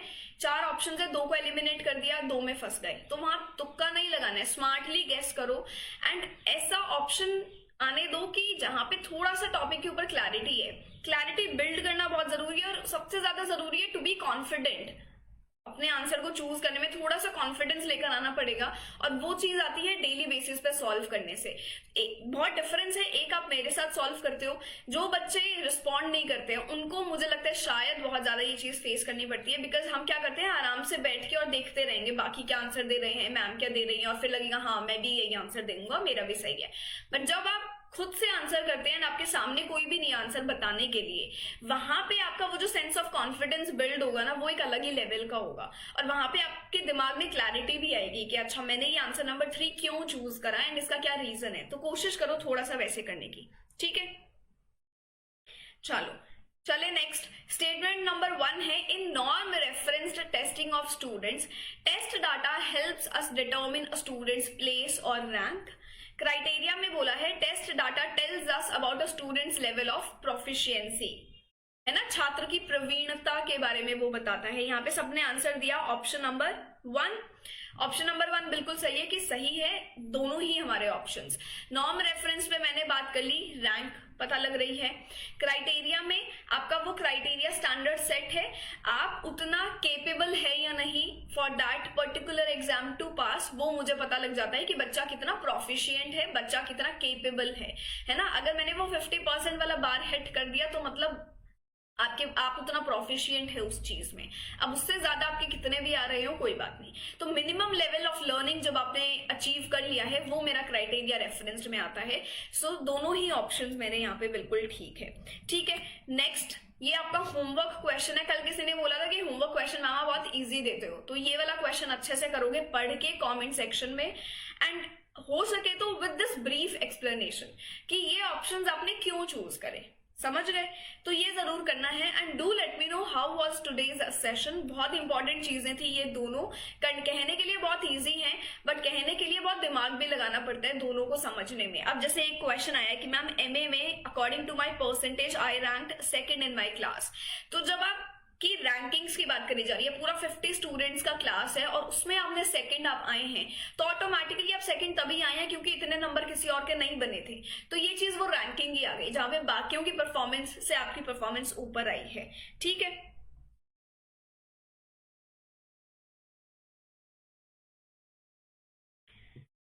ये काम करना है, इसका आंसर कमेंट सेक्शन में। एंड आज का सेशन कैसा लगा, कुछ क्लैरिटी मिली इन दोनों टर्म्स पे या नहीं, फ्रूटफुल था तो आप मुझे बिल्कुल बताएंगे। हिंदी में स्लाइड है, इंग्लिश में भी है, and this is it from my side. आप इंग्लिश से हैं तो ग्रुप ज्वाइन कर लेना, and 5 PM is the timings for the English, है ना, यूट्यूब पर।